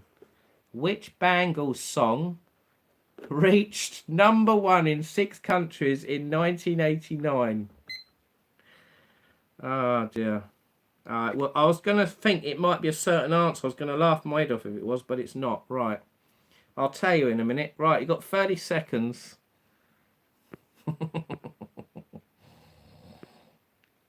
Pete and Shell don't like the pyramid pattern on them towels. We'll give you €12.99 euros over here. Black coffee. Just another manic Monday. Oh dear, this is funny. Right. Yeah, that's the one, Pete and Shell. That's what I was going to say. You took the words out of my mouth. Which Bangles song reached #1 in 6 countries in 1989? I was thinking Walk Like an Egyptian. But it's not Walk Like an Egyptian. It was Eternal Flames. So there you go. So who got Eternal Flame then? We've got Ian, Denise and Steve. Ian, Denise and Steve. So well done. Oh dear, that was funny. Madonna is not Madonna. Oh, Ian Fraser's got, yeah, that's right, yeah. Tiffany, it weren't Tiffany. Pete, man. Any chance? Chet been to Tunisia? Have you been to Tunisia, Pete and Shell? Is that what you mean? Love that song Eternal Flame, Anne says. I'm crying laughing. Do you know Dixie Normus? Dixie Normus is. Oh my God. Dixie Normus. I don't think mine is. Dixie's is. Right. Sorry, David B. The towels have soul. Bought by Mohammed from Mansfield. he outbidded you. Oh dear, you got to laugh. This is funny. Yes, we've been to Tunisia. Right. Joe's laughing her head off. Right. Right, let's be serious now for a few seconds. Ian and Denise. I think I've gone through the answers already, and I've definitely lost the plot here. No, it's number 14 now, isn't it? No, it is number 14. Right, so I've got Ian, Denise and Steve. Ian, Denise and Steve. Is that right? No one else got the answers right, did they? Right. How to lose it. Go on Johnny Vloggers Lives. Right, so we got 2, 3 answers. Oh, David got it right as well. I nearly missed you out there, Dave. God, it was a good job of double check, wasn't it? Right, well done. Right, enough of all this comedy laughter. All these funny answers. Right, we got to move on now. Pauline spotted it. Well done. Yes, I've got 4 people got it right. Ian, David, Denise and Steve H. So there you go. So we're on question 15 now. Let's do it. Right, released in 1973. Pardon me. What was the first album released by the Virgin Records label? Released in 1973. What was the first album released by the Virgin Record label? Go. Do you know that one? That's question 15. I'll read it again if you didn't hear. Released in 1973. What was the first album released by Virgin Records label? Richard Branson's Virgin Records label. Who remembers them? I remember they did computer games, didn't they, in the 80s? Virgin Games, was it? Right, got 15 seconds. On the old Spectrum computer, remember the old ZX Spectrum? They used to have loads of games, Virgin, didn't they? Virgin Games. I've got some in the attic. Right, it's time up. So who's got the answer? Because I haven't, I've got to look it up. Right, the answer is, or I'll read the question again, released in 1973. What was the first album released by Virgin Records? It was Tubular Bells. Tubular Bells. So that's, I can't remember who sung Tubular Bells now. Was it Mike Oldfield or something? Is that right? I've probably got it wrong. Tubular Bells. Tubular something. Tubular Bells was so weird. Hated it, David says. Played it once. Dreadful, Rob says. The Buzz IRL. It was Mike Hawke. Okay. The Exorcist. Right, so we're looking for Tubular Bells. Who's got it right? Denise and Ian have got it right to start off with. Denise and Ian. David got it right. David got it right. Rob says the right answer. Rob's joining in. Rob, yeah, well done. Who else got it right? Steve H. Steve H has got it right. Let's tick Steve H off then. There we go. ELO, it wasn't ELO. David, I've written your answer down, haven't I? Yeah. Sorry, late to the party. No worries. And David, Johnny. Yeah, I got David's answer, yes. We've got some people checking up on me here that I don't mess up. Very good, very good. Me and Joe, bottom of the class. Don't worry about it. Right. So that was question number 15. So we got 5 correct answers there. So we're on to question number 16 now. Question number 16. So, are you all ready? Let's go. Right, in which city were the Human League formed? In which city were the Human League formed? Go. Do you know what? I don't know what it is. I keep thinking I've done these questions before. I haven't. Right. In which city were the Human League formed? I'm talking with Jack me off. Jack me off. Do you know Wayne Carr?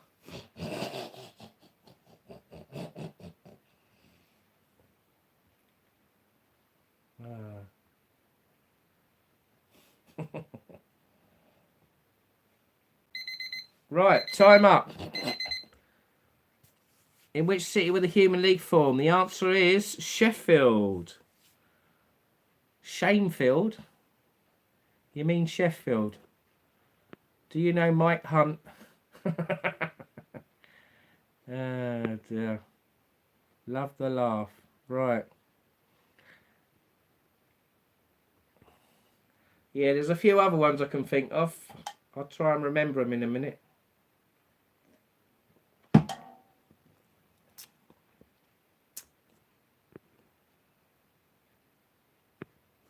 Do you know Ujanik Yabolikov? Do you know him?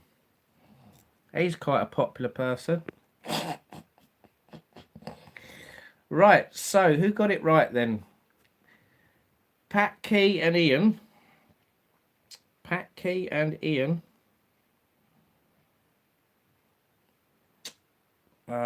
Steve and Denise. Steve and Denise.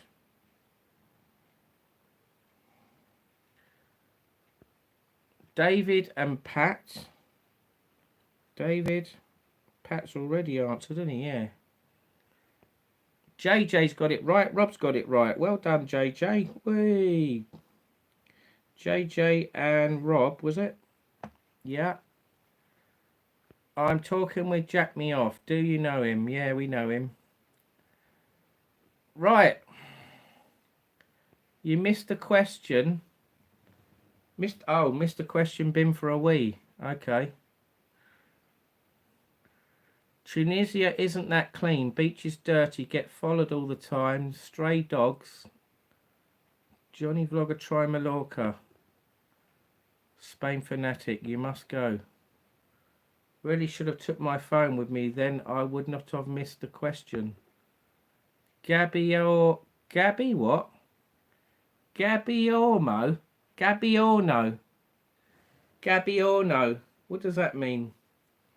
I don't get it. Saw today on Night's tried to stream. Still €1 pint. Okay. What is your name at the Buzz IRL? I'm Tenerife. My real name is Hugh Jass. Huge ass. Oh, I get it, yeah. Huge ass. Very clever. Huge ass, yes. Very good, very good, the Buzz IRL.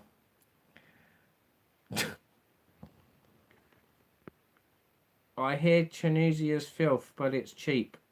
Mm. Right. Question number... Jesus, where are we, mate? I've lost it. Right. Question number 16. It was Sheffield. Right. So I've been going on ages about all these silly answers. Right. Let's move on now because that's wasting time. Right. Question number 17. Captain Sensible scored a #1 single in 1982 with which Rodgers and Hammerstein song? Captain Sensible scored a #1 single in 82 with which Rodgers and Hammerstein song? Go. What one is it? That's question number 17. Question number 17. Right. So we're having a lot of it now, which is the answer. So if you know what I'm on about, you'll get the answer, won't you? There's too much of it on here. Oh my God, I'm crouched on the floor. I'm going to have to sit on this sofa. Right, we got 6 seconds. There's a lot of it. Right, time up there. I was giving it away there. I was giving you so many clues. So, Captain Sensible had a single in 82 with which Rodgers and Hammerstein song? It was Happy Talk. Happy, happy, happy, happy talk. Du-du-du-du-du-du. Remember that one? Talk about all the things we do. If you don't have a dream, then how you have a dream. How you go. I can't remember how it goes now. You know the one. Right. So who got it right then? Right, Pete got it right. Pete and Shell. Pete and Shell, Steve and David. Pete and Shell, Steve, David. There you go. That's 3 people. Pat and Denise. Pat and Denise. Du, du, du, du, du. Pat and Denise. Who else got it right? JJ and Ian. JJ and Ian. JJ, Ian. Rob got it right. Rob got it right. Du, du, du, du, du, du. How much did you have to pay to join the quiz tonight? Nothing. It's free. If that's what you want, cheap is not always good, Rob says. Right. Banger. Banger. I live in Bangor and I like Bangor. Oh dear. Right. That's a bit silly, isn't it? Right. Right. Question number 18. I should have said I live... Is Bangor in Wales? I should have said I live in Wales, in Bangor. That's a good one, isn't it? That sounds a bit rude. Is that right? Right, question number 18. Do you know any funny names? Write them in the comments. Right. Question number 18. So how many people got that right? 1, 2, 3, 4, 5, 6, 7, 8 people got that question right. Number 17. We're on 18 now. So what are the only 2 musical notes which have no flats? What are the only 2 musical notes which have no flats? Go. That's question 18.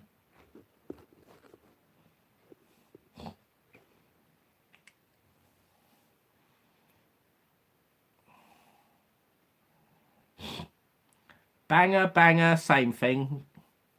20 seconds. Right.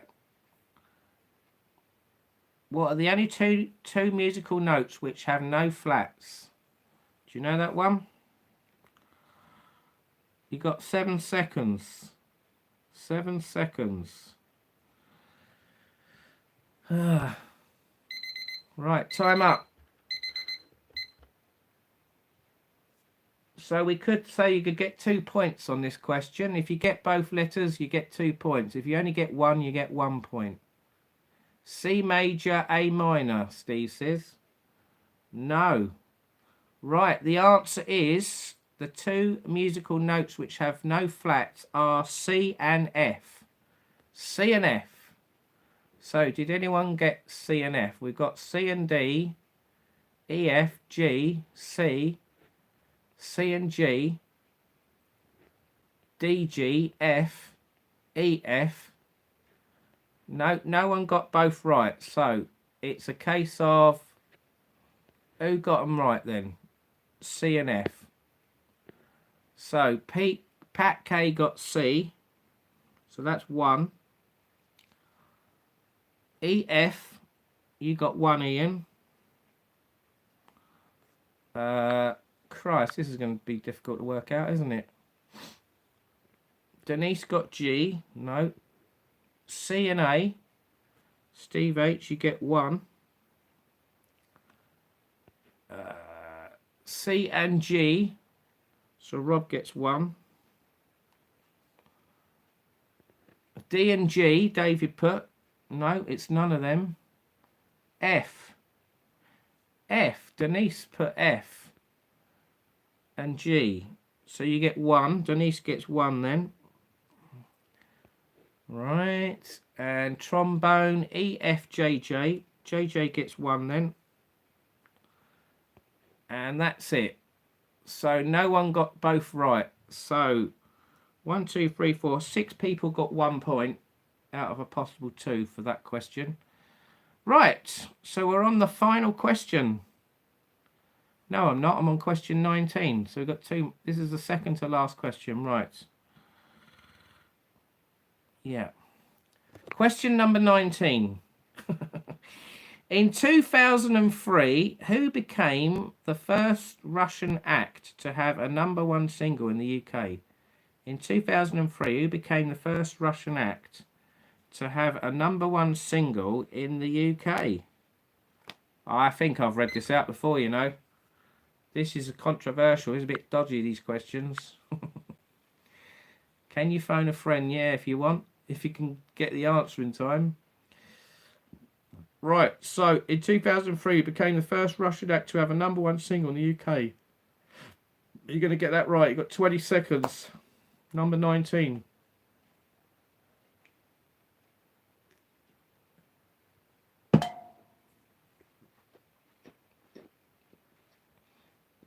Seven, 6, 5, 4, 3, 2, 1.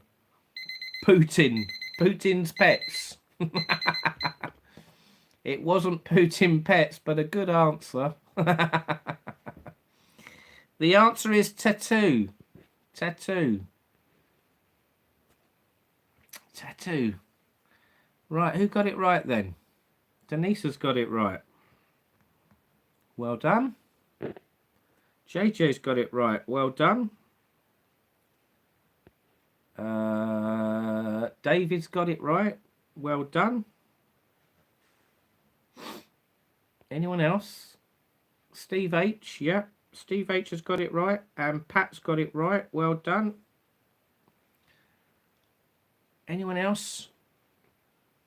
No, that's it. So we got 5 correct answers then. Sorry guys, Sam just got back from to get Jay. Okay, no worries. Parsi and Fraser, work. Right, so we're on the final question now. Oh, this is a weird question. Right, number 20. The Queen is Dead is the 3rd studio album by which alternative rock band? The Queen is Dead is the 3rd studio album by which alternative rock band? Go. Do you know that one? Johnny, you got donuts today. No donuts today. The Queen is Dead is the 1st studio album by which alternative rock band? You know that one? Johnny Rotten. It could be. No, it's not. Who's going to get this one right? You got 15 seconds. The Queen is Dead is the third studio album by which alternative rock band? Do you know that one? You got about 5 seconds. 4, 3, 2, 1. Right, that's it. That's the final question. So it's time up, time up. Right, a few laggers coming in late there. Right. So the Queen is Dead is the first studio album by which alternative rock band? It is the Smiths. The Smiths is the answer. So who's got it right? Denise has got it right. Who else got it right? Spinal Tap? Nope. Sex Pistols? Nope. Steve H has got it right. Queen? Nope. The Smiths. David Butler's got it right. Well done. The Clash? Johnny Rotten? Donuts? Nope. Work? Pass? Nope. So that's it. No more answers then. Well done, Denise, Joe says. Well, looking at this, I think I can see who the winner is. I don't even need to add all the points up, but I'll add all your points up. Right, so that's it. That's the end of the quiz, guys.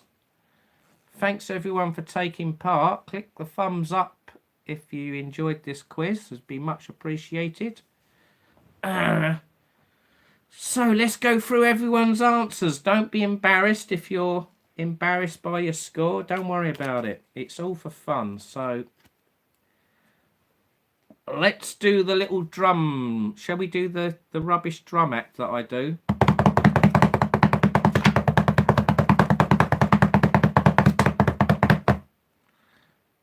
Right. JJ's going. Right. Don't you want to know how many points you got? You got 1, 2, 3, 4, 5, 6, 7, JJ. There you go. 7. Well done. Right.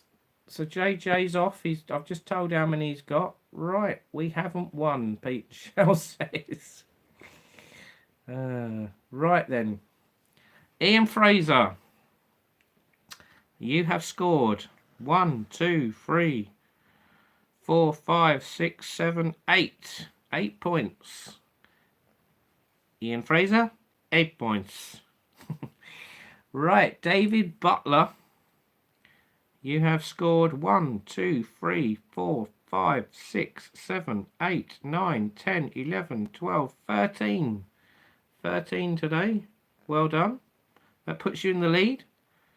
Right, next we got Denise. You have scored 1, 2, 3, 4, 5, 6, 7, 8, 9, 10, 11, 12. 12. Well done. Pete and Shell.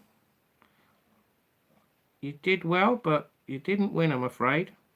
But you got 4. There you go. You got 4. That's better than none, isn't it? So well done. Jo struggled. She had internet problems and never mind. It doesn't matter. She got 1. Well done. 1. Well done. That's better than none. I probably only would have got 1, so don't worry about it, Jo. Right, Steve H.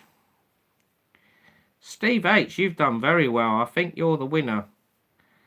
There's only 1, 2. There's only 2 blanks. There's only 2 blanks on the whole screen, so that means you've got 18. 18.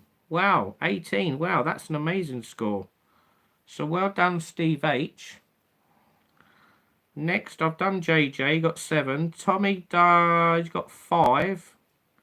5 for Tommy. Pat, you got 1, 2, 3, 4, 5, 6, 7. Well done. I can't read my writing now. Who was this? Something Makeshift. You got 1. So there you go. 1. Well done. Rob came in late. He got 4. There you go. So tonight's winner with an amazing score of 18 points is Steve H. So well done, Steve H. Well done. I don't think you've ever won before, have you? So well done. Excellent, excellent. Give him a round of applause, everyone. Well done, and well done everyone else for taking part as well. It's all for fun. It doesn't matter if you got 1 or 20 or 10 or whatever.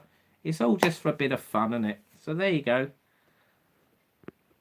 So excellent stuff. So I hope everyone enjoyed that. That was quite good fun, wasn't it? It is getting a bit late now, so people that got to go to work, I understand you got to go now. So thanks for coming on, and we'll see you again another time. I'll stay on here for a bit longer if you want me to chat for a little bit. Maybe 15 minutes, and then I'll end the live. We'll end at 2 hours. There you go. So we've been live 1 hour 46 minutes. So another 14 minutes and I'll end the live. There you go. 2 hours is enough. So David's got to fly. Good night. Night, David. And Anne Marie, thanks for joining in from Ireland. Good fun, Johnny, Joe says. Thank you, Joe. I hope you enjoyed that. Yeah. Pat Key's going now. Thank you, Pat. Cheers, mate. It's more of a laugh than anything, Steve H says. There you go. Take care, all you lovely people, Joe says. Yeah, take care, Joe. Joe and Mark. Thank you. Bye. I'm still here till the end. All right, it's Joe staying. Okay, lovely. Good quiz. Good quiz. Night all. Thanks, Johnny. Thank you as well, Anne-Marie Elton. Thank you very much. Thank you. Take care. Have a good week. Night, David and Anne. Denise says. Night, David and Anne. Steve H says. So there you go. I think I'm up to date now. I'm here. Has anyone else said goodbye? If I've missed anyone, apologies. Pat Key says good night.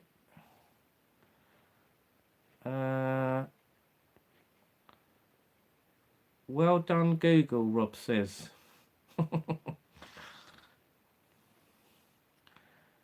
Pete and Shell, 4 question marks should be 3 correct answers. Well, I don't know. I'll tell you the ones you got right. You got 7, 8, and 9 right, and number 17. If you want to play it back, I can't remember what those questions were. So there you go. It was quite good fun, wasn't it? I want to be in Anne's shoes. Retired, Joe says. I think everyone would like to be retired, wouldn't they? It's obviously nice, isn't it, when you don't have to work again. I think I'm quite lucky in the position I'm in. I'm sort of retired, but I do still work a little bit, like doing odd jobs, and I have to maintain some of the places I rent out. So I wouldn't say I'm retired fully. I'm partially retired. I suppose when I give up doing everything, then I'm retired, but I haven't given up yet. One day I will. Not sure when. Maybe if I move abroad or something, then I'll retire. Or maybe when I get a certain age, I'll probably just call it a day, doing everything. Who knows? Pardon me. Blimey, that fizzy drink's making me burp a lot. Joe, are you sure? I thought retirement was a great idea until I got headhunted. Still working at 73 and enjoying it. What do you think of Bexhill? Tommy says. Box Hill. Box Hill's up London way, isn't it? Bexhill. Yeah, Bexhill's quite nice, isn't it? I've been to Bexhill a few times. Bexhill. Is it Bexhill on Sea or Bexhill? Bexhill I quite like. They've got that shopping centre there, haven't they? They've got the what is it? M&S. They've got a B&Q there, haven't they? They've got a B&M. They've got a McDonald's, a KFC, and B&Q. Did I say B&Q? I think they got a Wickes there. Yeah, they've got a big car park there and a few little shops to walk around. Pound, have they got a Poundland there? I can't remember.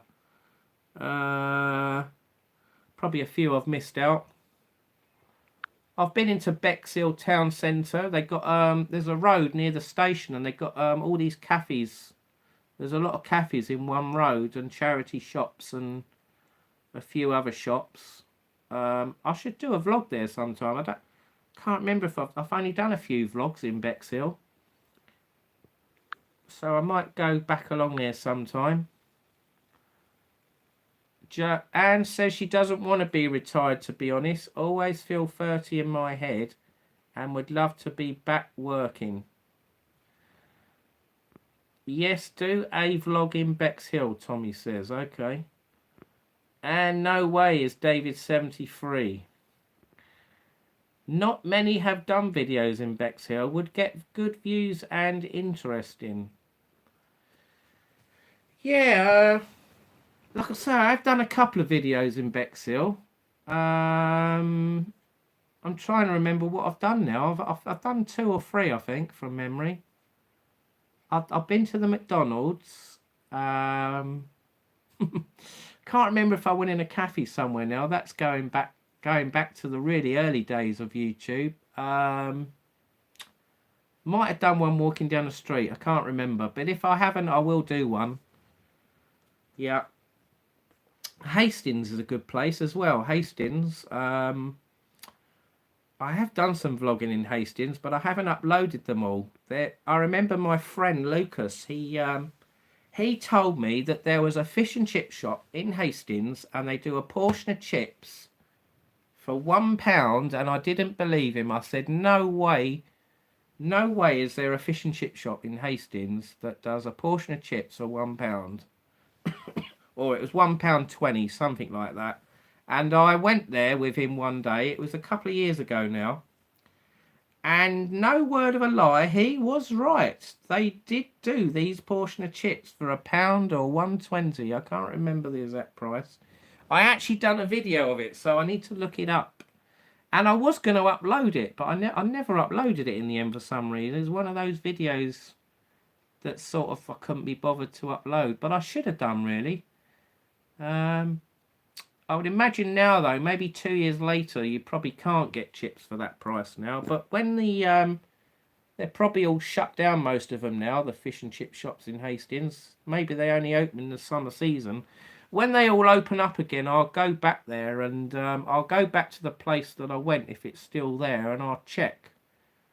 Because they don't advertise it. They're very discreet. It's inside the shop on the signs, but when you look outside on the prices, it's not there. So they are a bit crafty. They don't like to promote it.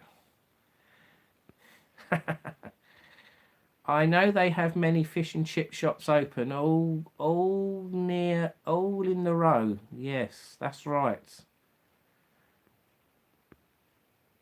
We are staying on chat. David is great, as pulled out of retirement and working part-time. Got to be admired, as keeps his brain alive.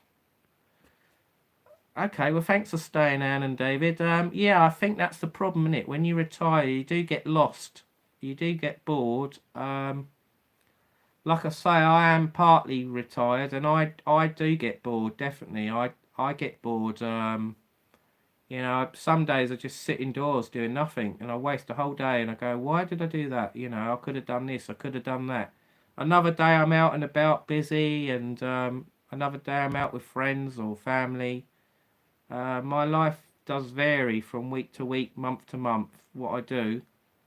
But I am not committed, you know. I get a few days here and there where I'm committed. I have to do things like repair things or meet people or whatever. But most of the time I'm very lucky. I'm flexible. I can just wake up and do whatever I like every day. I can choose whatever I want to do. I haven't got no ties. So very lucky. But like I said, it's not all the time. It's most of the time, but not all the time. And it is nice, but eventually you get used to it, and then you get bored. You start getting bored because when you're working like, and you've got a shift. Say like I used to work at Gatwick. I used to do like 6 on and 3 off, 6 on 3 off, 6 on 3 off, or what? Or I had like a 40-hour week job, Monday to Friday, 8:30 till 5:30, or whatever it was. Half-hour lunch. Some jobs you had an hour lunch. Some jobs I worked 6 days a week. Some jobs you finished half day on a Friday. I remember I did a job 8 till 1, 8 till 5:30, or 8 till 5, Monday to Thursday, and then on a Friday it was 8 till 1, and you finished half day, and you felt really good. It was like, oh yes, it's Friday. Yes, I've only got to work till 1, and then I've got all Friday afternoon off, and I've got all the weekend off to have a great time and have a laugh with my friends. And then back to reality Monday morning. It's like, oh, the Monday glooms. Oh dear. I get down like that too. Winter mainly. Summer is the best for mood. Tommy says, that's normal to get down. We are social people, and having a to-do list is important. Yes, that's right. I find if you write a list of to-do things, you get more organised and motivated than if you don't do a to-do list. Do you find that? Yes, definitely there, Tommy. You've got the same wavelength there as me. If I don't write down a list of things to do that need doing or might need doing, if I just wake up and don't have a list, I'm terrible. I just waste too much time. So Anne says, great, you can find me on Facebook, Joe. Pete, next Saturday we are having food and drink. I will come on your live if you're both coming. I will come on your live if you're both coming over. Joe says to Anne, I hate Facebook. I don't do it. The work routine is good, and then knowing you have the days off. We'll keep it in mind, Joe, Pete and Shell says, but not sure what is happening with our plans for the weekend. Joe, I'm on WhatsApp if you get my number. Anne says. Let's read some more comments. I'm going backwards now. Have you always lived in Brighton and Eastbourne? I couldn't see myself being anywhere else, Tommy says. I have travelled and lived in other parts of the UK. Okay. And I will email Johnny and he can forward my number. Yeah, you could do that, Joe. That's not a problem.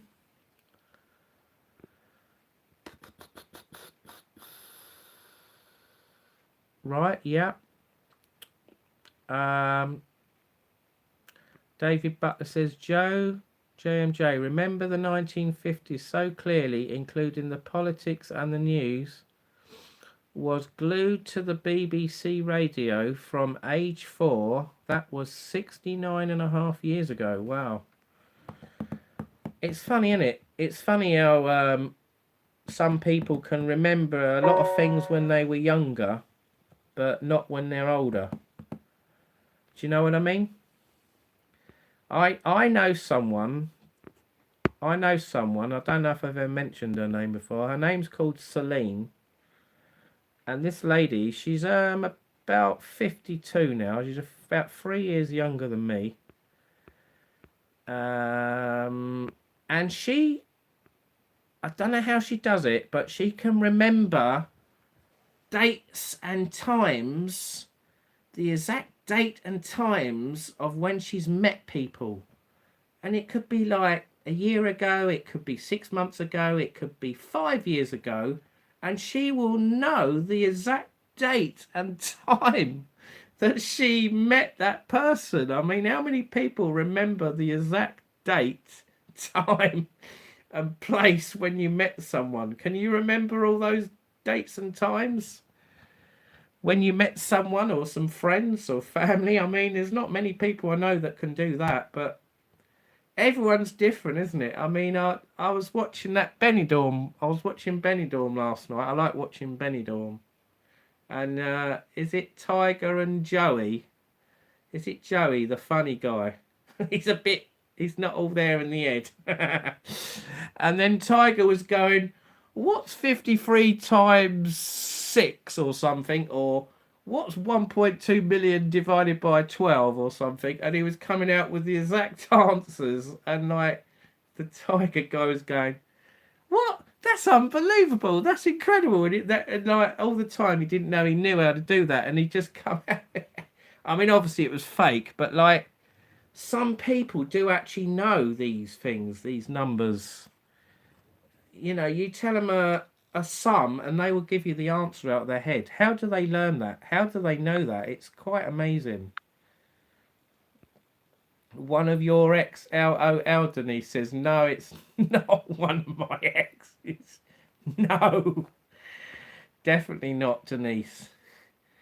I'm the same, Johnny. Remember everything, JMJ. Well, if you can remember everything, you're very good, Joe. Dion from Canada. I'm 52, Joe says. Right. David Butler, self-employed as I am now is much better than 9 to 5 chained to a desk, except for those tax returns. Oh dear. Oh, don't talk to me about tax returns. Mark keeps saying, bloody hell, how do you remember that? Yes, I find tax returns are a nightmare. I had to do mine the other week before the January 31st deadline, but I managed to do it early this year. I managed to do it about 2 weeks before it was due, so I was quite pleased about that. I'm even thinking of starting to do my accounts for the next year now, because if I get them done, say, if I get them done in the spring, then I haven't got to worry about it then, have I, for another over a year, isn't it? 18 months or whatever. I won't have to worry. So maybe I'll do that soon. I'll start moving on to my next year of accounts and be up to date. I mean, should be up to date really all the time, but I get lazy and can't be bothered, and you just bung all the receipts into a file box or a carrier bag, and it ends up with a big bundle of receipts in a bag, and then what you do, you just tip them all out, and then you start sorting them all out, and then you work your accounts out that way and all your bank statements. But obviously you can do it all electronically now, can't you? You can just have a phone and you take a photograph and it works it all out automatic, and that's probably the best solution, because you don't have to you haven't got to do anything then. You let the computer do all the work, don't you? Maybe I'll try that one year, see how that goes. Right. I'm not sure how to send it, Joe, to you without Facebook. Chat on Messenger. Yeah, you can either chat on Facebook Messenger or WhatsApp, or if Joe emails me, I can give you her number.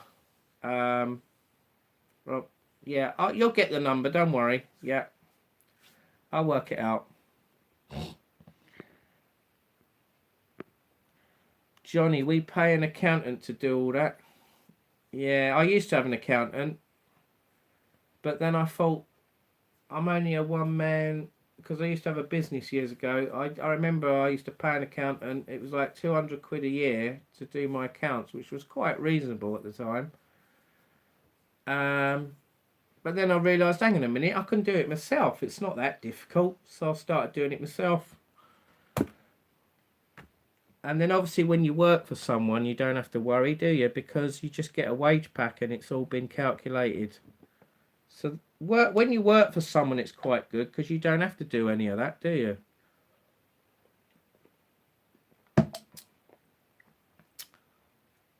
Sounds like booking with Ryanair. Oh yeah, booking with Ryanair, that's good fun, isn't it? They keep changing it, don't they? That thing where they had to do what is it? The notification thing, the new thing that they started doing. That was no, I don't think I've got your number, Anne, at the moment, but I'll work it out. I don't know if Colin's got your number or Denise or whatever. Or has Tim got your number? Maybe I can do it that way. I don't know. I'll find a way.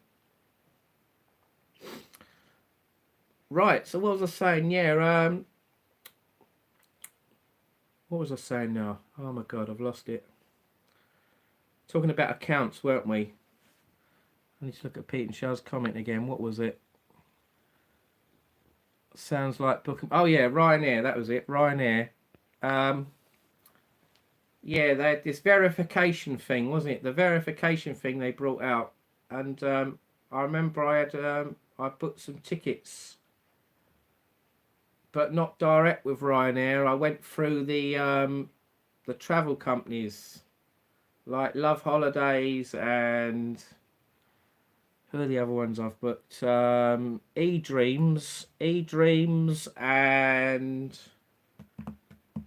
probably a few others. Travel Up, trip.com, that was it, trip.com. And some of the, you could call them their, the travel sharks, is it? Are they called travel sharks, as the boss of Ryanair calls them? He's, some of the companies refuse to put Ryanair flights on their website now, don't they? They won't have any of it. And Ryanair lost a lot of money recently. Their bookings went right down because of this, because companies stopped booking, putting Ryanair flights on their websites. And Ryanair were doing a sale, weren't they? Like 20-30% off. But I think it's sort of fizzled out a bit now. I don't think they're doing that now. It sort of works itself out what to do, I guess. Yeah. Do you get the drift? Does that make any sense? Well, anyway, they were doing this verification thing if you didn't book direct with Ryanair. And you had to start doing a photograph of your face, like looking left and looking right and smiling and looking normal and paying 59 pence. 59 pence to have this verification check and writing your email and your name and your passport number and all the usual crap, your address, date of birth. And then once they got all that information, Ryanair, they then give you this consent. You have to agree to this consent where your booking is no longer anything to do with the travel company, and it's only dealt with Ryanair direct. And then once you've done that, then you can get your boarding pass easier and change your seat. Do you see what I'm saying? They're basically, Ryanair are taking all the work off the company. Yeah, does that make any sense? Sounds like digital ID, Steve H says. That's it. Yes, for Love Holidays, vaguely remember had some weird verification with a Ryanair flight to Malaga next September. Yes, I've had it a few times. It's only when I've been through other companies, but since then I haven't booked Ryanair flights with other companies. I've booked them direct with Ryanair. And once you're registered with Ryanair, they even remember your name when you sign in. You don't have to type everything all in each time. They remember who you are, and it's a lot quicker and easier, I find, to process the bookings. EasyJet's easier. EasyJet says Doddle. Who else have I been with? Wizz Air is sort of all right. They're not bad. They're easier than Ryanair. But I must admit, each time I've done Wizz Air, it's been direct on their website. So maybe if you went through another company, they might be like Ryanair and might be a pain. I have recently booked... I have booked Tenerife. Who am I flying with to Tenerife now? That's it. I'm going on Ryanair to Tenerife, but coming back I'm not going on Ryanair. I'm going on EasyJet because it was cheaper on EasyJet than Ryanair. EasyJet go to Gatwick, so I was going to go home to Gatwick. I didn't want to fly to Bournemouth coming back, but I don't mind going from Bournemouth going out, so I'll give that a go because I've never done that before.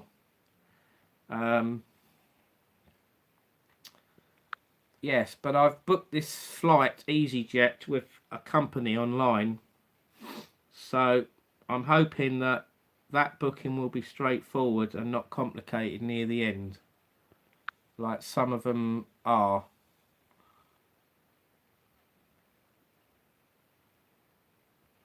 Been there, and you will love. We are in Nerja, Spain in September for David's son's wedding in September. That'd be nice. Nerja, I think Rob told me to go there, but I couldn't find it on the map. Where is Nerja and David? I couldn't find it on the map. Do you know where? Well, obviously you know where it is, but I couldn't work out where it was.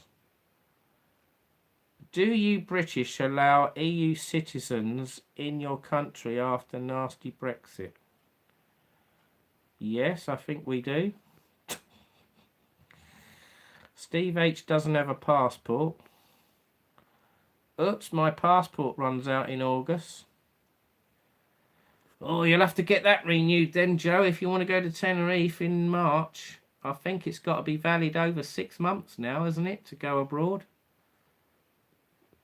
I don't think they'll allow you to get on the plane if it's under 6 months. I'm pretty sure they've clamped down on it. Love down from Malaga, Rob says. 25 minutes away by taxi. So is it further than Torremolinos? What's it called? Nerja or Turja? Excuse my pronunciation. Nerja. Nerka. Is it Nerka? Nerja?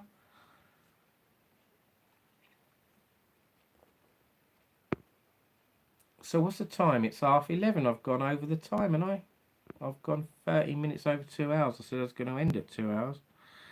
Oh well.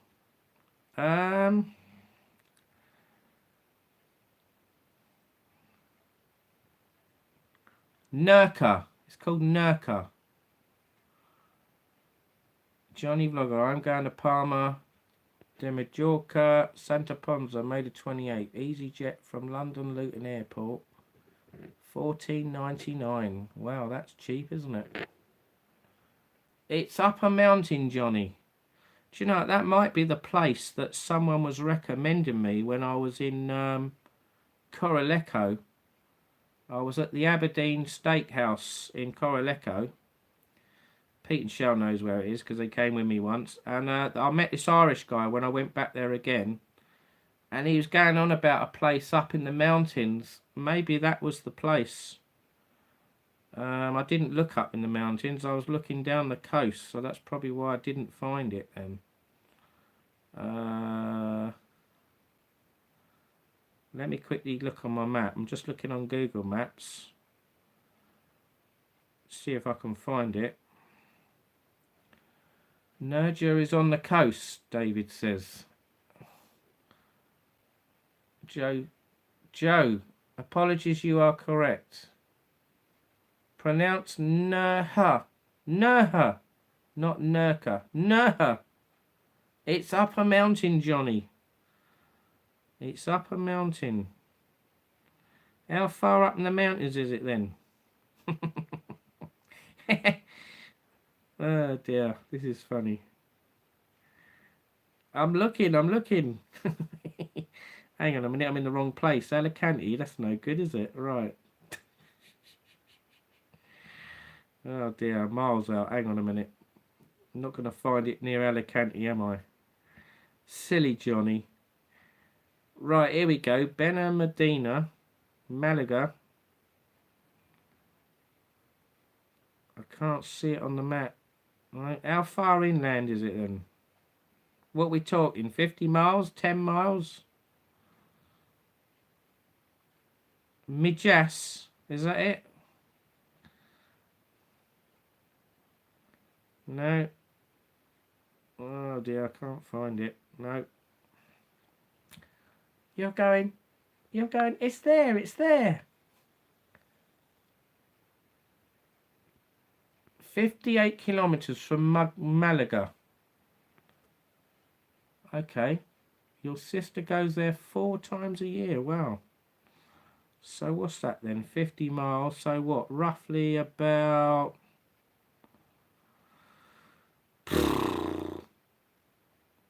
Is Marbella too far? Is it near Marbella? Mijas? Mijas. Is it further inland? I can't see it on the map. Maybe I'll just type the name in. I'll type the name in. How do you say it? North of Malaga. Oh, it's north of Malaga now. Not south of Malaga. Alright, let me type it in then. I'm just going to type it in, otherwise I'll be here forever. Nerja. N-E-R-J-A. N-E-R-J-A. Spain. Here we go. Right. Ah, it's up there, is it? Ah, that's probably the mountain I saw with the snow on it then. Nerja. So it's further along the coast. Blimey, it's quite a way along the coast. Yes. I'm with you now, I found it. So it's to the east of Malaga then, northeast. Because I went to where was I staying? Bloody hell.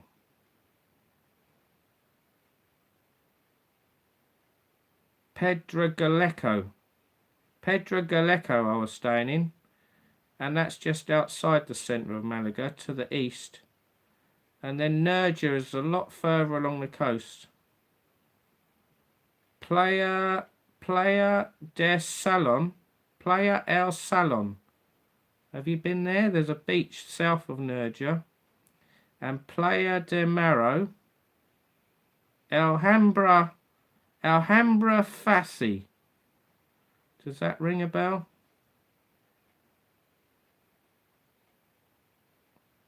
There's all these names coming up. La Noria. Chimenia. These must be all names of mountains. Yeah, I'll show you on the map. Look. Can you see that? There you go, look.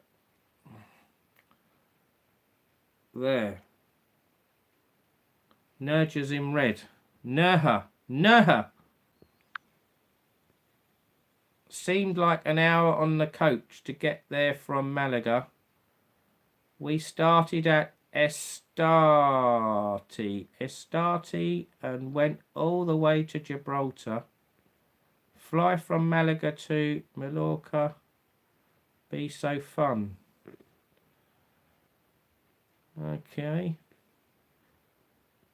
Right, well, I know where it is now. I've learnt where it is now. I didn't know. No, up higher north. Yep, I've got it, David. Joe's been all over Spain for 25 years. Marbella, Johnny. Drive east, Rob says. That's it, yeah. Yeah, I know where it is now. Okay. Well, that might be the place that this guy was telling me, this Irish guy in Corrileco in Fuerteventura. He was telling me a few months ago, but I didn't write it down. I should have wrote it down.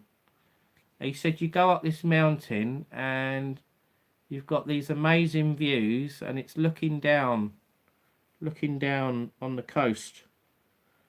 And he said you can get a bus up there or something.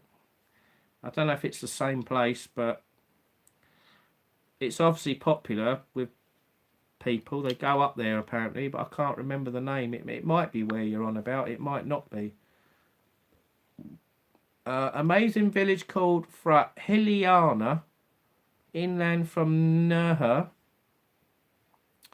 When you go to Beni, go to the Elgar waterfalls. Go to the round town office. They do tours. Someone was telling me when I went to Kelpie for the day, I met this English couple, and they said they went to a waterfalls near Elgar or something, and there was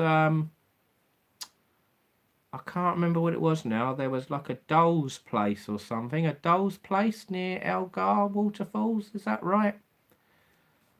A doll's place, and it's meant to be good or something, but I don't know. I've never looked it up. Yeah, there's lots of nice places, isn't there, in Spain? I do like the old Spain, mainland or the Canary Islands. They're all good, aren't they? So why go to Malaga again that you have done? Try Mallorca. God, so many people keep asking me to go to the Balearic Islands, don't they? I'll have to go there to shut everyone up. Oh dear. Yeah, I will go to the Balearic Islands eventually, whether it's Majorca, Menorca, or Ibiza. Yeah, I'll go there eventually. I'm not really in a rush though, to be honest. I'll just go when I'm ready, you know.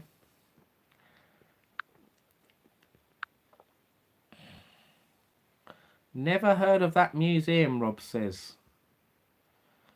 Yeah, apparently they have. They've got some sort of doll's house or something near them waterfalls, apparently. This couple, they went there, and they're all being handmade or something. Yeah. I don't know. They obviously went there.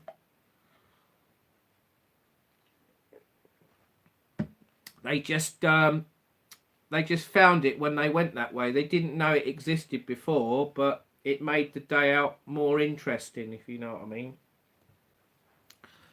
Sometimes you get that, don't it? You go somewhere and then you find something else that's good in the same area that you didn't know about. It's like a bonus. Pauline's going now. Good night, Pauline.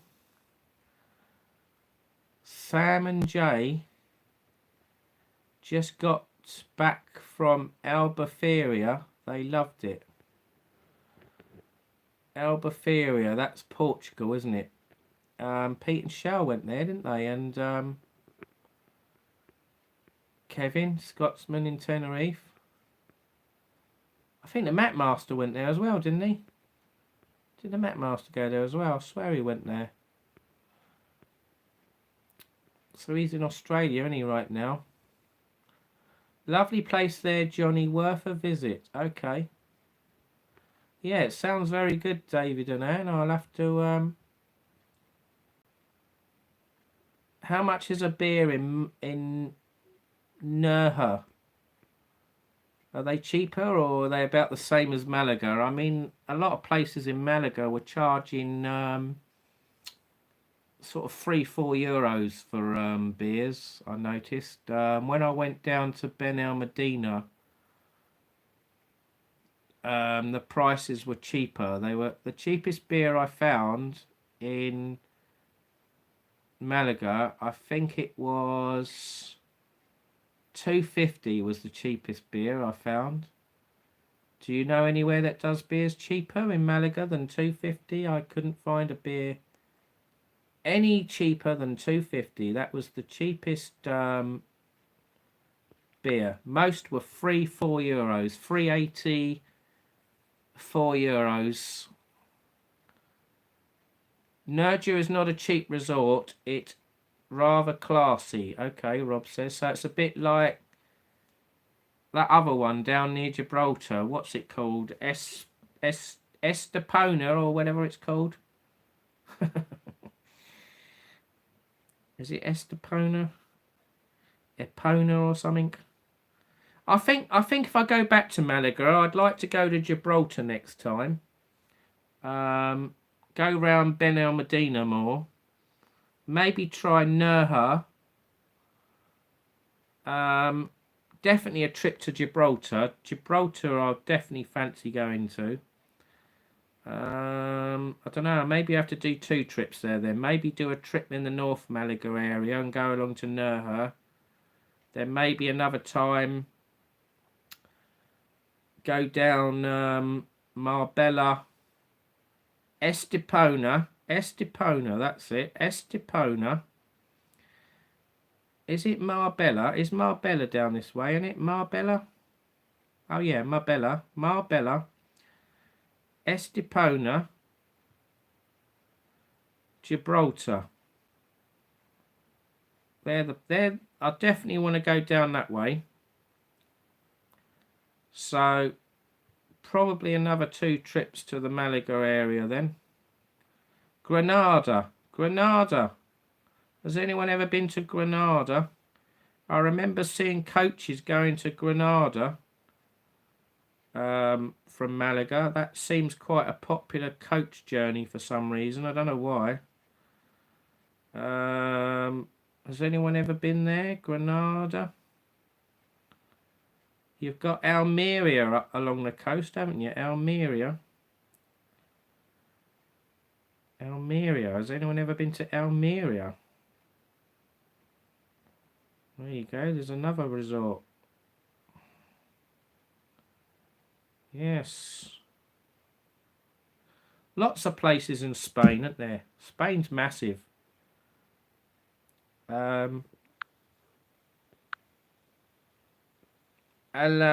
Alhambra Palace. Good night, Joe. Joe's going now. Okay, Joe, good night. Miss my message, Johnny Vlogger. Loved Portugal, Pete and Shell. We have been a few times. I got a peeps bloody work in the morning. Thank you for keeping me company. Bye, Joe. It's been great having you on here.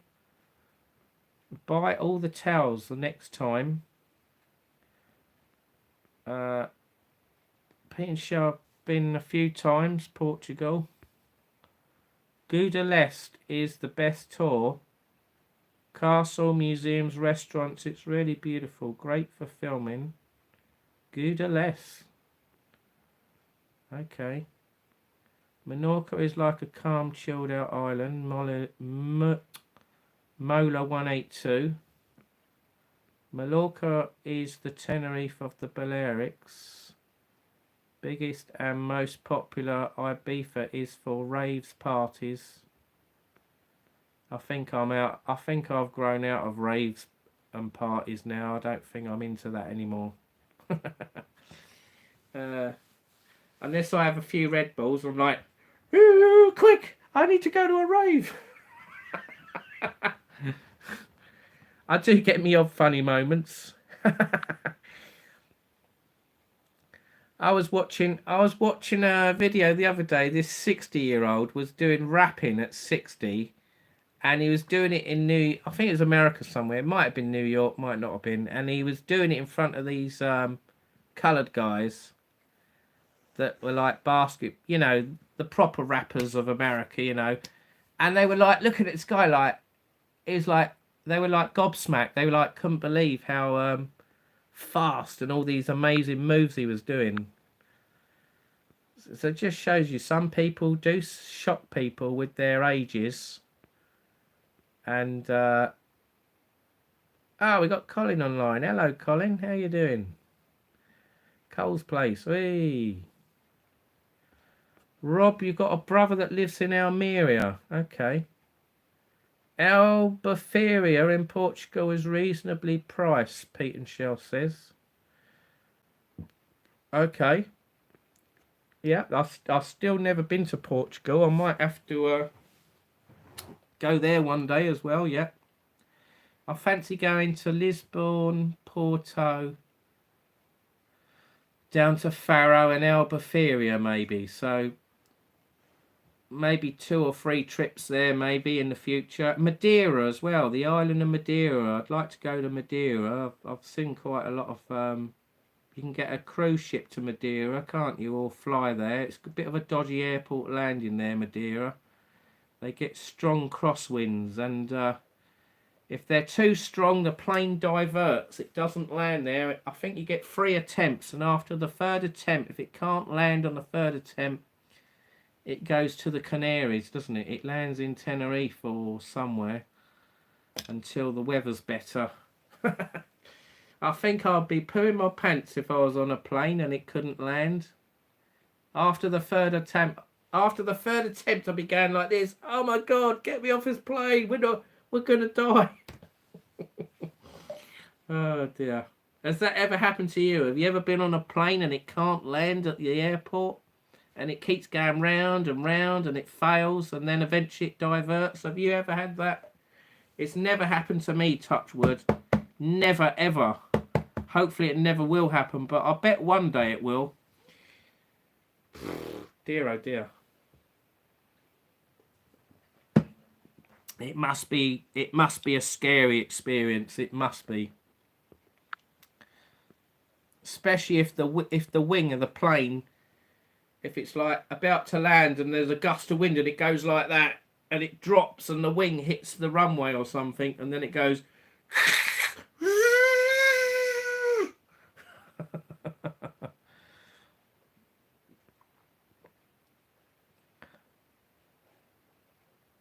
Hi Colin, how are you doing? Say hi to Saf, David says.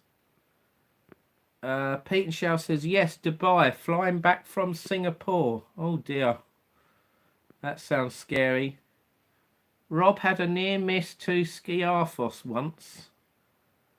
What happened there then, Rob? Did it land too late on the runway and it had to take off again, or was it windy, or did it nearly crash on the beach at the beginning of the runway? It looks a bit scary, that airport, doesn't it? David says after 3 go-arounds you have to divert. Happened to me in fog in Dublin. Ryanair from London. Diverted to Cork. Blimey. Pete and Shout is on board the Emirates A380. Oh my God. That must have been scary. Ooh, I've never been on an A380. I'd love to go on one. I suppose you just got to do it, haven't you? You just got to do it. All the time you procrastinate, put it off, delay it, before you know it, they'd be out of service, wouldn't they? They'd be scrapping them all. It's a bit like the 747s, isn't it? The jumbo jets. I don't think there's hardly any airlines left in the world now as they're operating 747s. The only airline I can think of is Lufthansa in Germany. Maybe Korean Airlines do a few flights. I think that's about it, isn't it? Do you know any other airlines that do 747 flights? Majority of them are cargo now, aren't they? I suppose you could put yourself in a cardboard box and go on a freighter if you want to. As livestock. Otherwise, you would sit in a seat on Lufthansa. Or Korean Airlines, I know, still operate them. I think that's about it. I don't think there might be a Russian airline maybe that's got a few, but you'd have to go to Russia and fly in Russia, wouldn't you? That could be a bit dodgy. We landed eventually. Oh dear. Plane went past the window, opposite direction at air flight height. That's quite standard, seeing planes flying past or flying over you or flying below you. I've seen that a few times going down to the Canary Islands. I've filmed a couple. I think Pete and Cheryl filmed a few. And I've seen some other videos online. Yes, Pete agrees. Lufthansa still fly passengers from Frankfurt. Okay. I think they go to they used to go to Orlando, didn't they, in Florida, Lufthansa. I remember when I went on a Virgin 747 from Gatwick in 2017, and I remember halfway across the Atlantic, we was having a race with a Lufthansa 747. It was literally, you look out the window and you could see it. It was literally, it wasn't that far away, and it was sort of like this. We was having a race. 1 minute the Lufthansa was winning, then the Virgin was winning. It was like it all the way, and all of a sudden the Lufthansa, he went underneath us, and I never saw him after that. But when we landed in Orlando, the Lufthansa was just going on stands, so it must have been close to us the whole flight. And then they had their flight from Germany, so that was quite good. So I've only ever been on how many 747s have I been on? I've only been on 2. That was to Orlando and back. And then when I went to New York, we went on an A330 Virgin and an A330 Virgin coming back. Yeah. So I've only been on 2 747s. Yeah. David says, back in 1973, coming into Heathrow, a climbing plane passed so very close to us. So scary. Oh dear. Thanks, Anne. Yes, all went good. Thanks. Hope everyone is good. Okay. What else? Have I missed anything? Sorry if I've missed any comments. The odd funny moments, Johnny Vlogger.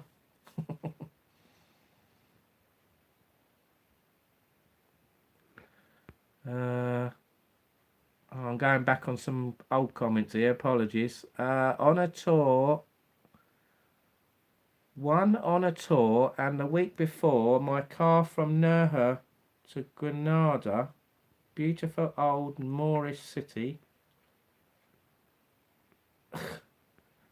I drove Benny to Nerja, took 7 hours, Rob says. Jesus. You went from Benidorm to Nerja. Oh my God.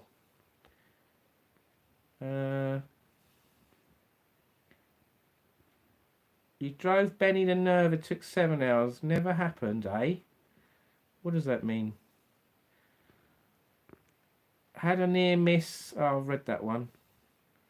Alright, I think I've read all these. We landed eventually, Pete says. Right, I think I've caught up with all the comments. Flew on the 747 from Heathrow to New York for your birthday. I bet that was nice. That's a nice birthday present, isn't it? Did New York, then went to visit and stay with friends in the Midwest of America. Ah. Yeah, that must be good, mustn't it? Going to America and then either stay at a hotel night or whatever and then go on another plane somewhere else in America. That must be quite cool. There's thousands of flights, isn't there, in America? So many planes. I remember New York, JFK was very busy, and what's that other airport in New York now? I can't think what it's called now. LaGuardia. Is it LaGuardia? I went there for the day to look at the planes. It was quite busy there. Only small planes, but very busy. And I wanted to go to Newark, but I didn't get a chance to go there in the end. And then I went to Orlando. That was busy. And I drove from Orlando to Tampa one day. I went to the beach on Tampa, in Tampa, for a few hours. And we drove past Tampa Airport. And there was another airport near Tampa. Saw planes flying over. Yeah, America's very busy, isn't it, with planes? Bit scary how they don't crash into one another, isn't it? Amazing, really. I mean, they do get more accidents, I think, though, in America, don't they? There was a plane that crashed on a motorway or something. Was it yesterday or the day before? The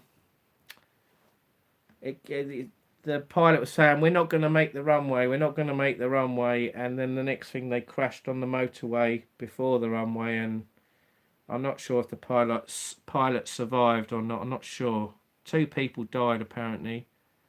Whether that's the plane crew or the people in cars on the highway, I don't know. I'd have to look into it more. Anyway, this live's going on for ages, isn't it? That's it, LaGuardia Airport. You flew from LaGuardia Airport to Lambert Airport in St. Louis. Okay, that sounds good, Pete.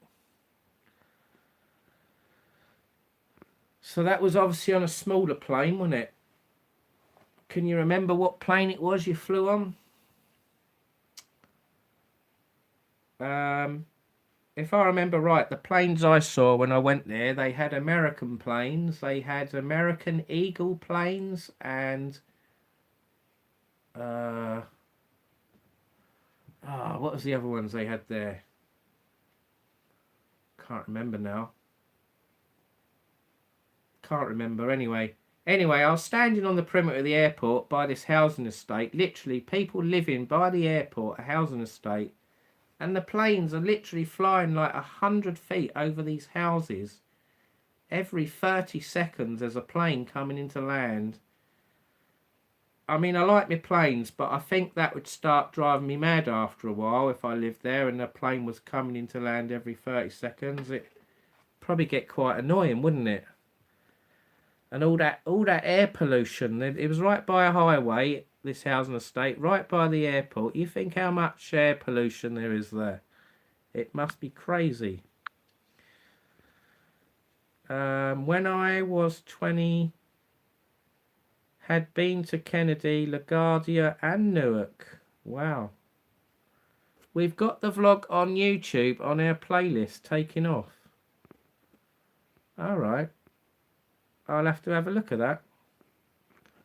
Denise is falling asleep. Off to sleep now. Good night, everyone. Good night. So it's 2 hours 42 minutes this live now. I think I'm going to probably call it a day now. I'm getting a bit tired. So it's midnight. Wow, it's midnight. Look at that. I've just looked at my clock. It says midnight. It's midnight. Look, 0000. It's Monday, the 12th of February. 0000. How often do you see that on your phone? Not very often. So we do have some funny chats after these quizzes, don't we, sometimes, or karaoke? But they're quite interesting, some of them, aren't they? Oh, we got Eugene on now. Hello, how you doing? He's copying me. Instead of me going, Eugene, he's going, hi, Johnny, how you doing? I'm copying you. Sounds a bit like Darren John, doesn't it? How you doing? How you doing?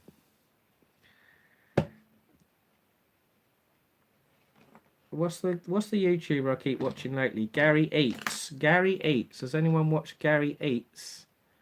And he says before he goes in a restaurant to eat, he goes, let's give it a try. Let's give it a try. Or let's give it a go. One or the other. It's either give it a try or give it a go. I think it's give it a go. Let's give it a go, he says. And it seems to be quite a catchy phrase that no one else uses, and he's doing quite well. So if you haven't checked his channel out, check out his channel, Gary Eats. We watch Gary Eats, Rob says. All right, okay. What was that comment? Need to hit the hay now. Good night, Johnny, and thanks. Bye to everyone, David says. Okay. Well, thank you, David and Anne, for coming on. I'll see you guys another time. Right. Denise is off. A few other people have gone. We're down to 14 now. The numbers are going. Everyone's had enough now. Right, so I think I'm getting bored now. I'm getting tired, so probably have to retire now. And oh, I think I need my bedtime now, and Milo needs a wee, so shepherd's pie looked okay, Rob says. Oh yeah, the shepherd's pie, yeah. I'll have to try some more shepherd's pie. And Pete reminded me that cottage pie is with beef in and shepherd's pie is with lamb in, so I think I prefer shepherd's pie than cottage pie. So I'm going to try and look out for some places that do shepherd's pie. Tried boxed curries from Sainsbury's, wasn't it? You said, Rob. Was it you, Rob, or someone else? Someone said go check out all the Sainsbury's meals. Do you know, I don't think I've done a vlog yet on any Sainsbury's meals, so that opens up a few more doors, doesn't it? And Aldi meals and Lidl meals, but I probably won't like the Lidl meals. I'm not sure about Aldi either, but there seems to be a few vloggers that do them, so they can't be that bad. It's all about experimenting, isn't it? Right, so that was it. It was you, Rob. That's it. I couldn't remember, yeah. Right, Pete and Shell's going now. Night, everyone. Alright, I think I'm going to call it a day now then. So, Sainsbury's chicken tikka and lasagna are good. Okay, Rob, I'll check out some of those meals in due course then. Might try some... I haven't done many food reviews in Brighton, so I might go around Brighton soon and do some more food reviews, like fish and chips. And some more fish and chips in Eastbourne. I've done a few in Eastbourne. I don't think... I've done one fish and chip review in Brighton, and that's round the corner from my house, but I haven't been anywhere else. Apparently this Gary Eats went to Captain's by the pier, and he reckons it's the best fish and chip shop in Brighton, but I think I have to disagree with that. I don't agree with him. I don't think that is the best fish and chip shop in Brighton. There's no way that's the best fish and chip shop. So I'll show you some videos of where some good fish and chip shops are in Brighton, but I'm not going to say where they are now. I'll keep it a secret. Anyway, I think it's time to go now. Everyone's tired. Everyone's had enough, haven't they? So I don't blame you.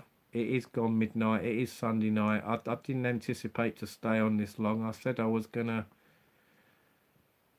end 47 minutes ago, which would have been about... when was that? That was probably about 11:30. So I've gone way over, haven't I? So... not that I should complain too much. It's been a good live. I've enjoyed talking to everyone, and thanks for coming on. And we had quite a good quiz and a good little chat afterwards. It's all good fun. But the thing is, you've got to do it another day, ain't you? You can only do so much. And then you've got to go, right, that's it. You've got to draw the line and do it another day. There's always tomorrow, isn't there? There's always another day. Right, so that's it. I'm definitely going now. So thank you everyone once again, and all take care. Have a good week. Pete and Shell says food review vlogs are down to the individual person's opinion. That's it. Yeah, I mean, I'll talk quickly about it.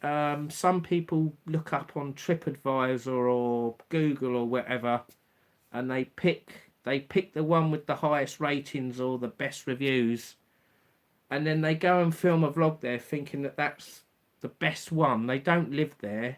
They go there and they assume that that's the best place to eat in that area, but it's not always the truth, because if you live in a place and you've eaten at all these different places, you know yourself which ones are the best. So, for instance, I know some good fish and chip shops in Brighton, and I know some good ones in Eastbourne because I've lived here. But if you said, oh, where's a good fish and chip shop in London, or where's a good fish and chip shop in Liverpool or Birmingham or whatever, I wouldn't have a clue. So it's all down to where you live, and from your own experience, I think, that you decide if you did YouTube, where you would do a video in it. It's as simple as that. So no doubt Pete and Cheryl, they know the good chippy shops round, fish and chip shops round where you live. So yeah, once again, I wouldn't have a clue. So it's all about you know, what you know and what other people don't know, innit?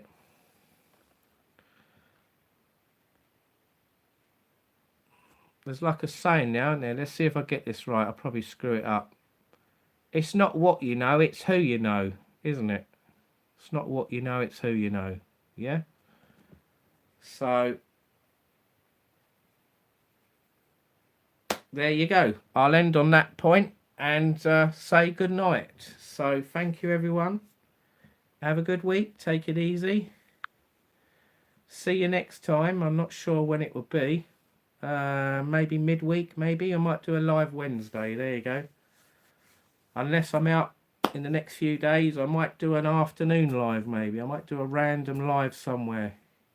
You never know. So hit that bell and look out for my next video or live. Alright, so good night, everyone. I'm going now. I've had enough.